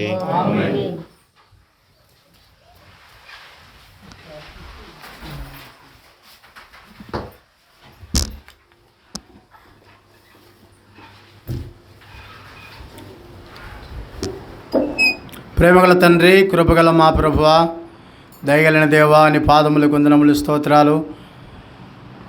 ఈ యొక్క ఉదయకాల సమయం మొదలుకొని ఇంతవరకు నీ సన్నిధిలో మాకు ఇచ్చినటువంటి ఈ యొక్క శ్రేష్టమైన సహవాసాన్ని బట్టి నీకు స్తోత్రాలు. నీ వాక్యం ద్వారా మీరు మాతో మాట్లాడిన విధాన కొరకు స్తుతిస్తున్నాం. యెషయా గ్రంథం 40 దేవుని ఆధారం చేసుకుని తండ్రి నీ యొక్క వాక్యమును మీరు మా ప్రభువా తండ్రి బహు శ్రేష్టముగా నాయన నీ ప్రేమను, నీ సువార్తను తండ్రి, నీ యొక్క ఆదరణ ఓదార్పును మా ప్రభువా తండ్రి, నీ ప్రజలకు నీ శిక్షను తొలగించి వారికి క్షమాపణను, ఆదరణను ఇచ్చేటువంటి నీ కార్యమును తండ్రి, నూతన క్రియను చేయుచున్నానని వాగ్దానం చేసిన దేవుడు మీదకి నీకు స్తోత్రాలు. ఆది కాండం మొదలుకొని ప్రకటన గ్రంథంలో ఉన్నటువంటి 66 పుస్తకములు, యెషయా గ్రంథముకు ఉన్న సాదృశ్యములు మీరు జ్ఞాపకం చేసినారు. మా ప్రభువా, మా పితరులైనటువంటి ఆదాము మొదలుకొని నాయన తండ్రి ఇశ్రాయేలు ప్రజలు నీ ఆజ్ఞ అతిక్రమించి పాపం చేయడం ద్వారా పాపముల జీతం మరణము, శిక్ష అనేది ఐగుప్తులో తండ్రి నాయన 430 సంవత్సరములు ఉండి మరలా వారిని విమోచించబడినప్పుడు మరలా వారు తండ్రి బబులోని యొక్క దాసత్వంలోనికి వెళుతూ వచ్చారు. ఈ రీతిగా వారు ఆయన ధర్మశాస్త్రమును, పాపమును తీసివేయలేదుగా ఉన్నదని సెలవిచ్చారు. ఎడ్ల రక్తం వలన, మేకల రక్తం వలన, జంతువుల రక్తం వలన మానవునికి క్షమాపణ కలగదని మా ప్రభువా, నీ యొక్క ప్రియకుమాని యొక్క బలియాగములకు సాదృశ్యముగా ఇదిగో లోక పాపాలు మోసుకుని గొర్రెపిల్లవలే తండ్రి యెషయా గ్రంథంలో 53వ అధ్యాయంలో సెలవిచ్చినట్లు తండ్రి మా ప్రభువా తండ్రి, వీరేమి చేర్చున్న వీరెగరికి క్షమించమని మా దోషముల కొరకు, మా అపరాధముల కొరకు ఆ రుణపత్రమును మీరే శిలువలో కొట్టివేసినారు. మాకు రవశిక్షను మీరు పొంది ఉన్నారు. పాపనుచిత మరణమును తండ్రి ఆ చేవరాత్రను తుడిచివేసినారు. ప్రభువా నాయన, నీ శిలువ మరణం ద్వారా మాకు ఇచ్చినటువంటి విడుదల, విమోచన, పాప క్షమాపణ, ఆదరణను బట్టి, ఓదార్పును బట్టి నీకు స్తోత్రాలు. మా ప్రభు చీకటిలో ఉన్న మమ్మలను ఆశ్చర్యకర వెలుగులకు నడిపించినారు. చీకటి యొక్క జీవితమును మా ప్రభు వెలుగుగా మార్చిన దేవుడవు. మా ప్రభు పాడైనటువంటి ఎడారిలో ఉన్న మా జీవితమును నదులు పారేటువంటి స్థితిలోనికి తీసుకొచ్చినారు. మీరే మా ప్రభు జీవజల నది ఉన్నారు. నా యందు విశ్వసించేవాడు కడుపులో నుండి జీవజల నదులు పారునని సెలవిచ్చినట్లు నా తండ్రి జలములతో నాటబడిన చెట్టు వలె ఉందనన్నారు. మా ప్రభు యెహోవాను ఆశ్రయించేవాడు ధన్యుడని సెలవిచ్చారు. అతడు వాకువాడక తన కాలం ముందు ఫలమిచ్చి చెట్టు వలె ఉందని నీ సన్నిధిలో మాకు ఇచ్చినటువంటి యొక్క శ్రేష్టమైన ఆశీర్వాదము, దీవెన కొరకే స్తోత్రాలు. నా యందు విశ్వసించేవాడు నిత్యజీవం గలవాడని మాకు ఇచ్చిన ధన్యత కొరకే స్తోత్రం చెల్లిస్తున్నాం. ఒకప్పుడు చీకటిలో మరణాశైల మమ్మల్ని వెదిగి రక్షించి ఈనాడు మా ప్రభు నాయని సన్నిధి చేర్చినారు. అదిగా యొక్క శకునాల గ్రామములు కూడా అనేకులను నా తండ్రి ఆయన దర్శించి ఇక్కడ సంఘములు ఉంచినారు. నిదాసుడు తిమోతినను సహోదరిని తండ్రి ప్రేమించిన అతన్ని రక్షించుకొని మా ప్రభు ఈ గ్రామంలో దీపస్తంభంగా సంఘమునిచ్చినారు. అనేకులు చేర్చినారు. ఇంకా అనేకులు కూడా ఈ గ్రామంలో ఉన్నారు. నా మందిరము సమజనులకు ప్రార్థన మందిరం అన్నారు. ప్రతివాని మోకాలు యేసునామములో వంగునట్లు యేసే క్రీస్తు ఉన్నాడని నమ్మి విశ్వాసం ఉంచి పాపక్షమాపణ పొంది రక్షణ పొందినట్లు సహాయం చేయండి. చీకటి నుంచి, అంధకార జీవితంలో నుండి, బాతనైన పాడైన బ్రతుకుల నుంచి కఠిన హృదయాలు మార్చమని ప్రార్థన చేస్తున్నాం. ఈ గ్రామంలో అనేకులు ఉంటుండగా వారి యొక్క మార్గములను తండ్రి తలంపులను విడిచిపెట్టి నీవే మార్గము, సత్యము, జీవమైనవని తెలుసుకొని రక్షణ పొందినట్లు సహాయం చేయండి. నీ యొక్క వాక్య వెలుగు ప్రకాశము వారి హృదయాలలో కార్యం జరిగించమని ప్రార్థిస్తున్నాం. నీ మాట శుద్ధి వంటిది, బండలాంటి హృదయమును బద్దలు చేసే వంటిది. మా ప్రభునైన ఆ దినము మరణాఛాయలు ఉన్నవారు, చీకట్లు ఉన్న వారిని గొప్ప వెలుగు చూసి నిద్రకు వచ్చినట్లు ఈ గ్రామంలో మీరు దర్శించి ఆకరించమని ప్రార్థన చేస్తున్నాం. నా మందిరము సమాజ జనులకు ప్రార్థన మందిరం చదివించినట్లు, అనేకులు దర్శించి ఇక్కడ సంఘం క్షమాభివృద్ధి పొందినట్లు, విస్తరించినట్లు, అనేకులు మిమ్మల్ని ఎరిగి నిన్ను సేవించు కృప దయచేయండి. మా ప్రభువా, ప్రతివారు సియోనులో కనబడటానికి, సియోను యొక్క అనుభవంలోనికి వచ్చినట్లు, ఒక దినమున సియోను పర్వతం మీద గొర్రెపిల్లతో పాటు మీరు ఏర్పరచుకున్న వారు ఉన్నట్టు మీరు సిద్ధపరచమని ప్రార్థన చేస్తున్నాం. ఎత్తబడిన వాక్యం ఫలింపజేసి మా యొక్క హృదయాలు మా ప్రభు 30 నుండి 60 స్థితిలోనికి, 60 స్థితి నుండి 100 స్థితిలోనికి వచ్చినట్లు మా ప్రభువ పరిపూర్ణమైన స్థితిలోకి వచ్చిన మనం మార్చమని ప్రార్థన చేస్తున్నాం. హృదయాలు సంకుచితమై ఉండకుండా హృదయం విశాలపరచబడి మా ప్రభు నాయన నేను పూర్ణ ఉదయంతో, పూర్ణ ఆత్మతో, పూర్ణ శక్తితో, పూర్ణ బలముతో నేను సేవిస్తూ మా ప్రభు నాయన మేము మనసారా నన్ను గణపరచమని నేను గణపరచుదును అని సెలవిచ్చినట్లు తండ్రి మేము హృదయమారా గణపరిచి సేవించే వారికి సహాయం చేయండి. ప్రభువా, చేరువచ్చిన ప్రతి కుటుంబాన్ని దీవించమని ప్రార్థన చేస్తున్నాం. ఈ విధంగా తండ్రి నాయన పానెములు జరుగుతున్న పరిచర్యను, మా ప్రభువా పిన్నాపురం జరుగుతున్న పరిచర్యను సంఘమును జ్ఞాపకం చేసుకుంటండి. ఈ యొక్క శకునాల గ్రామంలో జరుగుతున్న పరిచర్యను మీరు దీవించి ఈ దాసుని కుటుంబాన్ని, వారికి జన సంతానమును, వారి పరిచర్యంతో మీరు జ్ఞాపకం చేసుకుని మహిమ పొందమని యేసు ప్రభు నామమును స్తుతించి ప్రార్థించుచున్నాము తండ్రి. ఆమేన్. తండ్రి అయిన దేవుని యొక్క కృపయు, కుమారుడైన ప్రభు అయిన యేసుక్రీస్తు యొక్క కృపయు, పరిశుద్ధాత్మ యొక్క అన్యోన్య సహవాసము ఇప్పుడును ఎల్లప్పుడూ సదాకాలము ఇక్కడ మనకందరికీ మరి వెలుపట ఆయన వాక్యం విని గ్రహించిన వారికి సదాకాలము తోడై ఉండునుగాక. ఆమేన్. విడువుము అంధకార త్రోవ, విడువుము నీ చెడు జీవితము, విడువుము అంధకార త్రోవ, విడువుము నీ చెడు జీవితము. నేడే యేసును విశ్వాసించి, నేడే యేసును విశ్వాసించి నడువానాయా తాపడుము, నడువానాయా తాపడుము. చూడుము నీవు మేలుకొనుము, యేసు వచ్చుచున్నాడు. అంధకార రాజ్యమునక రాజు మహిమతో వచ్చును. ప్రజలందరికీ